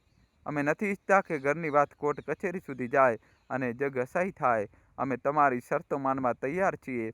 વિજયે પણ દબાયેલા અવાજે કહ્યું કે અમે એગ્રીમેન્ટ તૈયાર કરાવી લઈશું, પણ અમારી પણ એક વિનંતી છે કે જેવું અમે એગ્રીમેન્ટ સાઇન કરીએ અને તમને પૈસા આપીએ, તમે તે પોલીસની અરજી પાછી ખેંચી લેશો. દીનાનાથજીએ પોતાની ચાની ચૂસકી લીધી અને તેમની તરફ જોયા વગર કહ્યું, ભરોસો હવે શબ્દોનો નહીં, કાગળોનો હશે. જે દિવસે મારા હાથમાં એગ્રીમેન્ટ અને ચેક આવશે તે જ દિવસે અરજી પાછી ખેંચાશે. આવતા 2 દિવસમાં ઘરમાં વકીલોની અવરજવર રહી. આ દ્રશ્ય કોઈ પણ સંવેદનશીલ માણસને તોડી શકે તેમ હતું. એક જ ટેબલની એક બાજુ પિતા બેઠા હતા અને બીજી બાજુ દીકરાઓ, અને વચ્ચે વકીલ સંપત્તિ અને ગુજરાન પત્તાનો સોદો કરી રહ્યા હતા. આ બાપ દીકરાનો સંબંધ નહીં પણ બે વેપારીઓનો સોદો લાગી રહ્યો હતો. દીનાનાથજીનું દિલ અંદરથી રડી રહ્યું હતું. તેઓ વિચારી રહ્યા હતા કે જે ઓલાદને મેં પોતાની લોહી પરસેવો આપ્યો, આજે એની જ પાસે મારે જીવવાનો અધિકાર લેખિતમાં માંગવો પડી રહ્યો હતો. અંતે એગ્રીમેન્ટ સાઇન થઈ ગયું. આજે 25 લાખ રૂપિયા જે તેને એફડી તોડાવીને લીધા હતા, તેને 5 વર્ષમાં વ્યાજ સમેત પાછા આપવાનો વાદો લેખિતમાં આપ્યો. સાથે જ દરેક મહિનાની 5 તારીખે 25,000 રૂપિયા દીનાનાથજીના ખાતામાં ટ્રાન્સફર કરવાનો ઓટો ડેબિટ સિસ્ટમ બેંકથી સેટ કરવામાં આવી. અને સૌથી મહત્વનું, શહેરની એક જૂની પણ શાંત કોલોની શાંતિનગરમાં એક નાનું 2 રૂમનું મકાન ભાડે લેવામાં આવ્યું, જેનું ભાડું સીધું અજયના ખાતામાંથી જશે. આ પણ નક્કી થયું. જ્યારે દીનાનાથજી તે એગ્રીમેન્ટ પર સહી કરી રહ્યા હતા ત્યારે તેમના હાથ ધ્રુજી રહ્યા હતા. આ જીત હતી કે હાર તે નક્કી કરવું મુશ્કેલ હતું. તેમણે પોતાના સ્વાભિમાનની લડાઈ તો જીતી લીધી હતી, પરંતુ પોતાના પરિવારને હંમેશા માટે હારી ગયા હતા. સહી કર્યા પછી અજય ખૂબ જ કડવાશ સાથે કહ્યું કે પિતાજી, તમે તમારી જીદ પૂરી કરી લીધી. કાયદેસર રીતે જે અમારી ફરજ હતી તે અમે નિભાવી દીધી, પરંતુ હવે અમારી પાસે સંબંધોની આશા ન રાખતા. તમે આજે સાબિત કરી દીધું કે તમારા માટે પૈસા દીકરાઓ કરતાં મોટા છે. કેવી વિડંબના હતી. જે દીકરાઓ પિતાની બધી સંપત્તિ હડપીને ભાગી રહ્યા હતા, તેઓ આજે પિતા પર જ પૈસાના લાલચુ હોવાનો આરોપ લગાવી રહ્યા હતા. દીનાનાથજીએ હસતા હસતા કહ્યું કે બેટા, જે દિવસે તું બાપ બનીશ અને તારો દીકરો તને ઘરની બહાર કાઢશે, તે દિવસે તને આ લાલચનો અર્થ સમજાશે. આ પૈસા નથી, મારા ગડપણનું સ્વાભિમાન છે. 2 દિવસ પછી શિફ્ટનો દિવસ આવ્યો. આ વખતે દીનાનાથજી અને સુમિત્રાજી કોઈ આશ્રમમાં નહીં, પરંતુ પોતાના નવા ભાડાના ઘરમાં જઈ રહ્યા હતા. શાંતિ નગરવાળું મકાન નાનું હતું, ફ્લોરિંગ જૂના જમાનાનું હતું, દિવાલો થોડી ભેજવાળી હતી, પરંતુ ત્યાંની હવામાં આઝાદી હતી. ત્યાં તેમને કોઈ એવું કહેવાવાળું નહોતું કે બાબુજી એસી બંધ કરી દો અથવા દરવાજો બંધ કરીને બેસો. સામાન બહુ ઓછો હતો, થોડા કપડાં, થોડા વાસણો અને સુમિત્રાજીના ભગવાનની મૂર્તિઓ. અજય અને વિજય એક ટેમ્પોમાં સામાન ભરાવી દીધો. તેઓ પોતે પોતાની મોંઘી ગાડીમાં આગળ ચાલ્યા અને ટેમ્પો પાછળ. નવા ઘરમાં સામાન ઉતારીને અજયે ચાવી દીનાનાથજીના હાથમાં પકડાવી દીધી. તેને કહ્યું, પિતાજી, આ રહી ચાવી. ભાડું જમા થઈ ગયું છે. અમે કાલે સવારે નવા શહેર માટે નીકળી રહ્યા છીએ. પોતાનું ધ્યાન રાખજો. ના પગે લાગ્યા, ના ગળે લાગ્યા, ના આંખોમાં કોઈ ભીનાશ. બસ એક ઔપચારિકતા નિભાવી અને તેઓ ચાલ્યા ગયા. હવે કહાનીમાં નવો ટ્વિસ્ટ આવશે. છેલ્લા સુધી જોજો અને મિત્રો ચેનલને સબસ્ક્રાઈબ કરી દો. સુમિત્રાજી દરવાજા પર ઊભા રહીને તેમની ગાડીને ત્યાં સુધી જોતા રહ્યા જ્યાં સુધી તે ધૂળની ડમરીમાં ઓઝલ ન થઈ ગઈ. તેઓ ધ્રુસકે રડવા લાગ્યા. તેમણે કહ્યું કે આના કરતાં તો સારું હતું કે આપણે મરી ગયા હોત. બાળકો આપણને છોડીને ચાલ્યા ગયા. દીનાનાથજીએ પત્નીના ખભા પર હાથ રાખ્યો અને તેમને અંદર લઈ ગયા. તેમણે કહ્યું કે સુમિત્રા, રડ નહીં. તેઓ આપણને છોડીને નથી ગયા, તેઓ આપણને આઝાદ કરીને ગયા છે. વિચાર કર, જો આપણે તેમની સાથે ગયા હોત તો રોજ ઘૂંટાઈને મરત, રોજ મેણાટોણા સાંભળત. ઓછામાં ઓછું એ આપણે પોતાની મરજીના માલિક છીએ. સૂકો રોટલો ખાઈશું પણ ચેનથી ઊંઘીશું. શરૂઆતના થોડા દિવસો ખૂબ મુશ્કેલ હતા. સુમિત્રાજીને ઘરકામ કરવાની આદત છૂટી ગઈ હતી. દીનાનાથજીને પણ બજારમાંથી શાકભાજી અને દૂધ લાવવા માટે દોડધામ કરવી પડી રહી હતી. શરીર થાકતું હતું પણ મન શાંત હતું. ધીરે ધીરે પડોશીઓ સાથે ઓળખાણ થવા લાગી. શાંતિનગરમાં મધ્યમ વર્ગીય લોકો રહેતા હતા. ત્યાંના લોકો હાઈ પ્રોફાઇલ સોસાયટીની જેમ સ્વાર્થી નહોતા. પડોશના શર્મા આંટીએ સુમિત્રાજીની મદદ કરી દીધી. કોઈકે આવીને પૂછ્યું કે બાબુજી, કોઈ જરૂર હોય તો જણાવજો. દીનાનાથજીને અહેસાસ થયો કે લોહીના સંબંધો કરતાં વધુ પોથીકાપણું ક્યારેક અજાણ્યા લોકોમાં મળી રહે છે. 1 મહિના પછી જ્યારે 1લી તારીખે મોબાઈલ પર મેસેજ આવ્યો, 2500 જમા કરવામાં આવ્યા છે, ત્યારે દીનાનાથજીની આંખોમાં આંસુ આવી ગયા. આ તેમના દીકરાએ મોકલેલા પૈસા હતા, પરંતુ આ ભીખ નહોતી. આ તેમનો હક હતો જે તેમણે લડીને લીધો હતો. આ પૈસાથી તેમણે સૌથી પહેલાં સુમિત્રાજી માટે એક કામવાળી બાઈ રાખી લીધી, જેથી તેમને વાસણ કે કચરાપોતું ન કરવું પડે. પછી તેમણે પોતાની પસંદગીનું છાપું બંધાવ્યું અને સાંજે દૂધ જલેબી મંગાવ્યા. તે સાંજે બંને પતિ પત્ની પોતાના નાના એવા આંગણામાં ખુરશીઓ નાખીને બેઠા હતા. રેડિયો પર જૂના ગીતો વાગી રહ્યા હતા. સુમિત્રાજીએ ચાનો પ્યાલો દીનાનાથજીને પકડાવ્યો અને પહેલીવાર મહિનાઓ પછી તેમના ચહેરા પર એક હળવી સ્મિત હતી. તેમણે કહ્યું કે સાંભળો, આજે મેં મારી મરજીથી આદુવાળી ચા બનાવી છે. ત્યાં તો વહુઓ કહેતી હતી કે આદુથી એસિડિટી થાય છે. દીનાનાથજી હસ્યા. તેમણે કહ્યું કે જોયું સુમિત્રા, આ જ તફાવત છે. તે સોનાનું પાંજરું હતું. આ લોખંડનું જ ભલે હોય, પરંતુ આપણો પોતાનો માળો છે. આપણે બહુ મોટી કિંમત ચૂકવી છે. પોતાના બાળકોનો પ્રેમ ખોયો છે, પરંતુ બદલામાં આપણે આપણી ખોવાયેલી ઓળખ પાછી મેળવી છે. અહીંયા અજય અને વિજય નવા શહેરમાં સેટલ થઈ ગયા હતા. શરૂઆતના તેમને લાગ્યું કે તેઓ આઝાદ થઈ ગયા છે, પરંતુ કર્મ પોતાનો હિસાબ માંગે છે. નવા શહેરમાં નવા બિઝનેસમાં તેમને ઘણી મુશ્કેલીઓનો સામનો કરવો પડી રહ્યો હતો. ત્યાં કોઈ જૂની શાખ નહોતી, કોઈ દીનાનાથજીનું નામ જાણનારું નહોતું. દરેક ડગલે તેમને સંઘર્ષ કરવો પડી રહ્યો હતો. અને સૌથી મોટી વાત, ઘરમાં હવે કોઈ વડીલ નહોતું જે બાળકોને સંભાળી શકે. રેખા અને નીલિમાને હવે ઘરનું બધું કામ જાતે કરવું પડતું હતું, અથવા નોકરો પર ભરોસો રાખવો પડતો હતો. નોકરો અવારનવાર રજા પાડી દેતા. બાળકો શાળાએથી આવીને એકલા રહેતા અને ખોટી સંગતમાં પડવા લાગ્યા હતા. અજય અને વિજય જ્યારે રાત્રે થાકીને ઘરે આવતા, ત્યારે તેમને પાણી પૂછનારું કોઈ નહોતું. પત્નીઓ પણ થાકેલી હતી તો ઘરમાં ઝઘડા શરૂ થઈ ગયા. તેમને હવે યાદ આવવા લાગ્યું કે જ્યારે માં હતી ત્યારે કેવી રીતે ગરમ જમવાનું મળતું હતું, કેવી રીતે બાળકો સુરક્ષિત રહેતા હતા. પરંતુ અહંકાર માણસને ઝૂકવા નથી દેતો. તેઓ ફોન પર બસ એટલી જ વાત કરતા હતા, હા, પૈસા મોકલી દીધા છે, મળી ગયા. દીનાનાથજી પણ જવાબ આપતા, હા, મળી ગયા, ખુશ રહો. સંવાદ બસ આટલો જ રહી ગયો હતો. સમય વીતતો ગયો. 1 વર્ષ પૂરું થઈ ગયું. દીનાનાથજી અને સુમિત્રાજીનું જીવન હવે એક લય પર આવી ગયું હતું. સવારે પાર્કમાં જવું, દિવસમાં પૂજાપાઠ, સાંજે પડોશીઓ સાથે ગપસપ. તેઓ ખુશ હતા, અથવા એમ કહી શકાય કે તેમણે પરિસ્થિતિઓ સાથે સમાધાન કરી લીધું હતું અને તેમાં ખુશી શોધી લીધી હતી. પરંતુ નિયતિએ તેમના માટે એક છેલ્લો પાઠ હજુ બાકી રાખ્યો હતો, જે તેમને અને સમાજને જણાવવાનો હતો કે આખરે આ આખી લડાઈનો અસલી નિષ્કર્ષ શું છે. એક દિવસ અચાનક દીનાનાથજી પાસે વિજયનો ફોન આવ્યો. ફોન પર વિજય રડી રહ્યો હતો. તેને જણાવ્યું કે અજયભાઈને હાર્ટ એટેક આવ્યો છે. વિદેશમાં બહુ મોટું નુકસાન થયું હતું. પાર્ટનરે છેતરપિંડી કરી અને બધા પૈસા લઈને ભાગી ગયો. ટેન્શનમાં ભાઈ પડી ગયા. તેઓ હોસ્પિટલમાં છે. આ સમાચાર સાંભળતા જ સુમિત્રાજીનું કળેજું મોઢામાં આવી ગયું. માતાનું દિલ બધા ગીલે શીખવા ભૂલી ગયું. તેમણે દીનાનાથજીને કહ્યું કે અમારે અત્યારે જ જવું પડશે. મારા બાળક પર મુસીબત છે. દીનાનાથજીએ તેમને રોક્યા નહીં. તેઓ જાણતા હતા કે આ જ સમયનું ચક્ર છે. તેમણે તરત જ ટેક્સી કરી અને બંને નવા શહેર માટે રવાના થઈ ગયા. હોસ્પિટલ પહોંચીને તેમણે જોયું કે અજય આઈસીયુમાં છે. બહાર વિજય, રેખા અને નીલિમા ઊભા હતા. તેમના ચહેરા ઉતરેલા હતા. જે ઘમંડ 1 વર્ષ પહેલા તેમના ચહેરા પર હતો તે આજે ગાયબ હતો. દીનાનાથજી અને સુમિત્રાજીને જોતા જ રેખા દોડીને આવી અને સુમિત્રાજીના પગમાં પડીને રડવા લાગી. તેને કહ્યું કે માજી, અમને માફ કરી દો, અમને અમારી જ બદદુઆ લાગી ગઈ. કદાચ દીનાનાથજી ચૂપચાપ ઊભા રહ્યા. તેમણે જોયું કે તેમનો દીકરો, જે તેમને ઘરની બહાર કાઢીને પોતાની દુનિયા વસાવવા ગયો હતો, આજે મશીનો વચ્ચે બેભાન પડ્યો છે.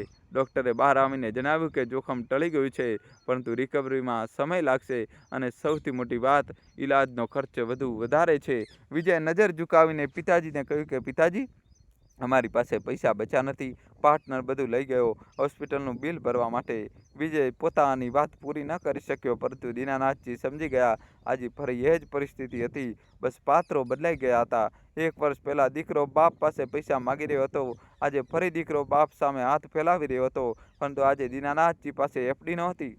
તે તો તેઓ પહેલાં જ આપી ચૂક્યા હતા. તે ક્ષણે દીનાનાથજીને તે પરમ સત્ય સમજાયું જે આ આખી કથાનો સાર છે. તેમણે વિજયના ખભા પર હાથ રાખ્યો. જે કહ્યું તે માત્ર વિજય માટે નહીં, પરંતુ આખી માનવ જાત માટે એક પાઠ હતો. દીનાનાથજીએ વિજયની આંખોમાં જોયું અને બહુ જ શાંત સ્વરે કહ્યું, બેટા, આજે જો મારી પાસે એ 25 લાખની એફડી હોત, જે મેં તારી સલાહ પર તોડી નાખી હતી, તો આજે મારે વિચારવું ન પડત. આજે હું તરત જ ચેક પાડીને આપી દેત. પરંતુ અફસોસ, તે ઝાડ જ કાપી નાખ્યું જે આજે તને છાયો આપી શકતું હતું. તે વિચાર્યું હતું કે બાપની દોલત હડપીને અમીર થઈ જઈશ, પરંતુ સાચું તો એ છે કે તારા આજ ખરાબ સમયનો સહારો છીનવી લીધો હતો. વિજય અને વહુઓ શરમથી નીચું જોઈ ગયા. દીનાનાથજીએ પોતાના ખિસ્સામાંથી તે પાસબુક કાઢી, જેમાં દર મહિને 25,000 રૂપિયા આપતા હતા. તેમણે કહ્યું, મારી પાસે બસ આ જ છે. છેલ્લા 1 વર્ષમાં જે ગુજારા ભથ્થું તે આપ્યું, તેમાંથી અમે કંઈક પૈસા બચાવ્યા છે. આખરે 1 લાખ રૂપિયા લઈ લે. આનાથી કદાચ દવાઓ આવી જશે, પરંતુ બાકીની વ્યવસ્થા તારે જાતે કરવી પડશે. તારી ગાડી વેચ કે ઘરે ના. આ હવે તારી લડાઈ છે. આ સાંભળવું તેમના માટે કોઈ તમાચાથી ઓછું નહોતું, પરંતુ આ જરૂરી હતું. તે દિવસે હોસ્પિટલનું બિલ ભરવા માટે વિજયને પોતાની નવી એસયુવી ગાડી અડધા ભાવે વેચવી પડી. રેખા અને નીલિમાને પોતાના કેટલાક ઘરેણા ગીરો રાખવા પડ્યા. તેમને પહેલીવાર લોટ દાળનો ભાવ સમજાયો. તેમને અનુભવ થયો કે પિતાજીએ જે સામ્રાજ્ય બનાવ્યું હતું, તેને બનાવવામાં કેટલો લોહી પરસેવો લાગે છે અને તેને ગુમાવવામાં કેટલી ઓછી વાર લાગે છે. આશરે 15 દિવસ સુધી અજય હોસ્પિટલમાં રહ્યો. આ દરમિયાન દીનાનાથજી અને સુમિત્રાજી ત્યાં જ ટકી રહ્યા. સુમિત્રાજીએ ઘરેથી ખીચડી બનાવીને ખવડાવી. દીનાનાથજીએ દોડધામ કરી. મા બાપનો આ નિસ્વાર્થ પ્રેમ જોઈને દીકરાઓ અને વહુઓનું પથ્થર દિલ પૂરી રીતે પીગળી ગયું હતું. તેમને પોતાની ભૂલનો અહેસાસ થઈ ચૂક્યો હતો કે તેમણે પૈસા માટે હીરા જેવા માતા પિતાને ખોઈ દીધા હતા. જ્યારે અજય ડિસ્ચાર્જ થયો ત્યારે બહુ નબળો થઈ ગયો હતો. ઘરે જતા પહેલા તેણે દીનાનાથજી અને સુમિત્રાજીના હાથ પકડી લીધા. તેની આંખોમાંથી આંસુ વહી રહ્યા હતા. તેને કહ્યું, પિતાજી, માં, મને માફ કરી દો. હું બહુ મોટો પાપી છું. મેં આપ લોકોની બહુ દુઃખી આપ્યું. હવે હું સુધરી ગયો છું. હવે આપણે બધા સાથે રહીશું. આપ લોકો અમારી સાથે ચાલો. અમે ભાડાનું મકાન છોડી દઈશું. આપણે નાનું જ ભલે હોય, પણ એક સાથે રહીશું. વિજય, રેખા અને નીલિમાએ પણ હાથ જોડી લીધા. તેઓ વાસ્તવમાં ઈચ્છતા હતા કે માતા પિતા પાછા આવી જાય. તેમને સમજાઈ ગયું હતું કે ઘરની બરકત વડીલોથી જ હોય છે. સુમિત્રાજીનું મન પસીજી ગયું. તેઓ દીનાનાથજી તરફ જોવા લાગ્યા, પરંતુ દીનાનાથજીએ જે જવાબ આપ્યો તે જીવનનો સૌથી મોટો પાઠ છે. તેમણે અજયના માથા પર હાથ ફેરવ્યો અને હસતા હસતા કહ્યું, બેટા, અમે તને માફ કરીએ છીએ. મા બાપ ક્યારેય પોતાની ઓલાદથી નફરત નથી કરી શકતા. અમારો આશીર્વાદ તમારી સાથે હંમેશા છે, પરંતુ અમે તમારી સાથે નહીં રહીએ. બધા ચોંકી ગયા. અજયે કહ્યું, કેમ પિતાજી, હવે તો બધું ઠીક થઈ ગયું છે? દીનાનાથજીએ કહ્યું, નહીં બેટા, બધું ઠીક નથી થયું, પણ હવે બધું સ્પષ્ટ થયું છે. જો સાથે રહીને રોજની ખટપટ અને અપમાન સહન કરવા કરતાં સારું છે કે આપણે દૂર રહીને એકબીજાનું સન્માન કરીએ. શાંતિનગરમાં અમે બહુ ખુશ છીએ. ત્યાં અમે અમારી મરજીના રાજા છીએ અને તમે લોકો અહીં તમારી જિંદગી જીવો. અમારો પ્રેમ ઓછો નહીં થાય, પરંતુ હવે અમે અમારી આઝાદી ફરી કોઈના હાથમાં નહીં આપીએ. દીનાનાથજીએ ત્યાં હાજર પોતાના દીકરાઓ અને વહુઓને અને માનો આખી દુનિયાને સંબોધતા કહ્યું, જીવનમાં યાદ રાખજો, એક પિતાએ પોતાની ઓલાદ સાથે સલાહ મસલત જરૂર કરવી જોઈએ, પરંતુ 3 નિર્ણયો એવા હોય છે જેમાં ઓલાદની સલાહ ક્યારેય ન માનવી જોઈએ. નહીંતર ગડબડમાં તમારી હાલત ધોબીના કૂતરા જેવી થઈ જશે. ના ઘરના ના ઘાટના. બધા ધ્યાનથી સાંભળવા લાગ્યા. દીનાનાથજીએ પોતાની આંગળીઓ પર ગણવાનું શરૂ કર્યું. પહેલો નિર્ણય, પોતાની સંપત્તિની વહેંચણી. ક્યારે પણ જીવતે જીવ પોતાની પૂરી સંપત્તિ, પોતાનું મકાન કે પોતાની જમીન જાયદાદ ઓલાદના નામે ન કરવી. ઓલાદ ભલે ગમે તેટલી શ્રવણકુમાર કેમ ન હોય, જે દિવસે કાગળ પરથી તમારું નામ હટશે તે દિવસથી તમારી અહેમિયત ઓછી થઈ જશે. આ કડવું સત્ય છે. રાજા ત્યાં સુધી જ રાજા છે જ્યાં સુધી સિંહાસન તેની પાસે છે. સંપત્તિ તમારી પાસે રહેશે તો ઓલાદ સેવા પણ કરશે અને સન્માન પણ આપશે. આને લાલચ ન સમજતા આ ગડપણની સુરક્ષા છે. બીજો નિર્ણય પોતાની જમાપૂંજીનો અધિકાર. મેં મારી એફડી તોડીને સૌથી મોટી ભૂલ કરી. યાદ રાખજો, પોતાની જમાપૂંજી, પોતાનું બેંક બેલેન્સ અને પોતાની પેન્શન પર છેલ્લી શ્વાસ સુધી ફક્ત અને ફક્ત તમારો અધિકાર હોવો જોઈએ. ઓલાદની મદદ કરો, પણ પોતાનો ખજાનો ખાલી કરીને નહીં. જો તમારા ખિસ્સામાં પૈસા છે તો દુનિયા પૂછશે કેમ છો, નહીંતર પોતાની જ ઓલાદ કહેશે હવે ક્યાં સુધી જીવશો. પૈસા ભગવાનના નથી, પણ ગડપણમાં ભગવાનથી ઓછા પણ નથી. ત્રીજો નિર્ણય, પોતાના જીવવાની રીત અને અવાજ. ક્યારે પણ ઓલાદના કહેવા પર પોતાનું જૂનું ઘર ન વેચવું અને ના તેમની સાથે રહેવા માટે પોતાની આઝાદી છોડવી. આપણે સાથે રહીશું, અમે સેવા કરીશું. આ સાંભળવામાં બહુ સારું લાગે છે, પરંતુ બે પેઢીઓની રહેણી કરણી ક્યારેય એક જેવું હોઈ શકતું નથી. સાથે રહીને રોજ ગુંટાવા કરતાં અલગ રહીને પ્રેમથી મળવું વધુ સારું છે. તમારી દિનચર્યા, તમારું ખાવું પીવું અને તમારું સૂવું જાગવું તમારા હાથમાં હોવું જોઈએ. જે દિવસે તમે તમારી ખુશીની ચાવી બીજાને આપી દેશો તે દિવસથી તમે કેદી બની જશો. દીનાનાથજીએ પોતાની વાત પૂરી કરી અને કહ્યું, અમે આ ભૂલો કરી અને ભોગવી, પણ અંતે અમે સુધારો કરી લીધો. આજે અમે ખુશ છીએ કારણ કે અમે આત્મનિર્ભર છીએ. અજય અને વિજયે માથું નમાવી લીધું. જેમને પિતાજીના ચરણ સ્પર્શ કર્યા, દીનાનાથજી અને સુમિત્રાજીએ તેમને ગળે લગાવ્યા, આશીર્વાદ આપ્યા અને પછી પોતાની ટેક્સીમાં બેસીને પાછા પોતાની નાની પણ સુકૂન ભરેલી દુનિયા શાંતિનગર તરફ ચાલી નીકળ્યા. ગાડીની બારીમાંથી બહાર જોતા દીનાનાથજી વિચારી રહ્યા હતા કે મોડા આવ્યા પણ સાચા રસ્તે આવ્યા. તેમણે પોતાનું સન્માન પાછું મેળવી લીધું હતું. હવે તેઓ કોઈ પિતા તો હતા, પણ કોઈના મોહતાજ નહીં. તો મિત્રો, આ વાર્તા માત્ર દીનાનાથજીની નથી, આ આપણા સમાજના દરેક તે ઘરની વાર્તા છે જ્યાં માતા પિતા ભાવુક થઈને પોતાની વસિયત જીવતે જીવ લખી દે છે. યાદ રાખો, પ્રેમ પોતાની જગ્યાએ છે અને વ્યવહારિકતા પોતાની જગ્યાએ. પોતાની લાકડી પોતાના હાથમાં હોય તો જ સફર સુરક્ષિત રહે છે. આશા છે કે આ વાર્તા તમારી આંખો પર પડેલો લાગણીઓનો પડદો હટાવ્યો હશે. જો આ વાર્તા તમારા દિલને સ્પર્શી ગઈ હોય અને તમને લાગે કે આ સંદેશ દરેક ઘર સુધી પહોંચવો જોઈએ, તો પ્લીઝ આ વિડીયોને લાઈક જરૂર કરો અને બધા સાથે ગ્રુપોમાં મિત્રો શેર કરો. તમારી કોમેન્ટ અમારા માટે બહુ મહત્વની છે. નીચે કોમેન્ટ કરીને જણાવો કે તમને દીનાનાથજીનો કયો નિર્ણય સૌથી સાચો લાગ્યો. શું તમે પણ માનો છો કે ગડપણમાં માતા પિતાએ અલગ રહેવું જોઈએ? તમારા વિચારો ખુલીને લખો અને હા, આવી જ જીવન બદલી નાખનારી, દિલને સ્પર્શી જનારી અને જ્ઞાનવર્ધક વાર્તાઓ માટે મારી ચેનલને અત્યારે જ સબસ્ક્રાઈબ કરો અને ઘંટડીવાળું બટન દબાવવાનું ભૂલશો નહીં, જેથી આગામી વિડીયોની તમને નોટિફિકેશન મળે. અને મિત્રો, તમારા મિત્રો સાથે, બહેનપણીઓ સાથે, ભાઈઓ બહેનો, વડીલો અને સમાજના ગ્રુપોમાં વધારેમાં વધારે વિડીયો શેર કરો. વિડીયોને લાઇક કરી ચેનલ સબસ્ક્રાઈબ કરો અને કોમેન્ટમાં તમારા મિત્રો જય શ્રી કૃષ્ણ તો લખવું જ પડશે. મિત્રો, જલ્દીથી કોમેન્ટમાં જય શ્રી કૃષ્ણ લખી દો. વિડીયો લાઇક કરી ચેનલ સબસ્ક્રાઈબ કરી દો. ખૂબ ખૂબ ધન્યવાદ. અને બધા મિત્રો સાથે અને ફેમિલીના ગ્રુપોમાં વધુમાં વધુ મિત્રો આ વિડીયોને શેર કરો. ખૂબ ખૂબ ધન્યવાદ. તમારો દિલથી આભાર.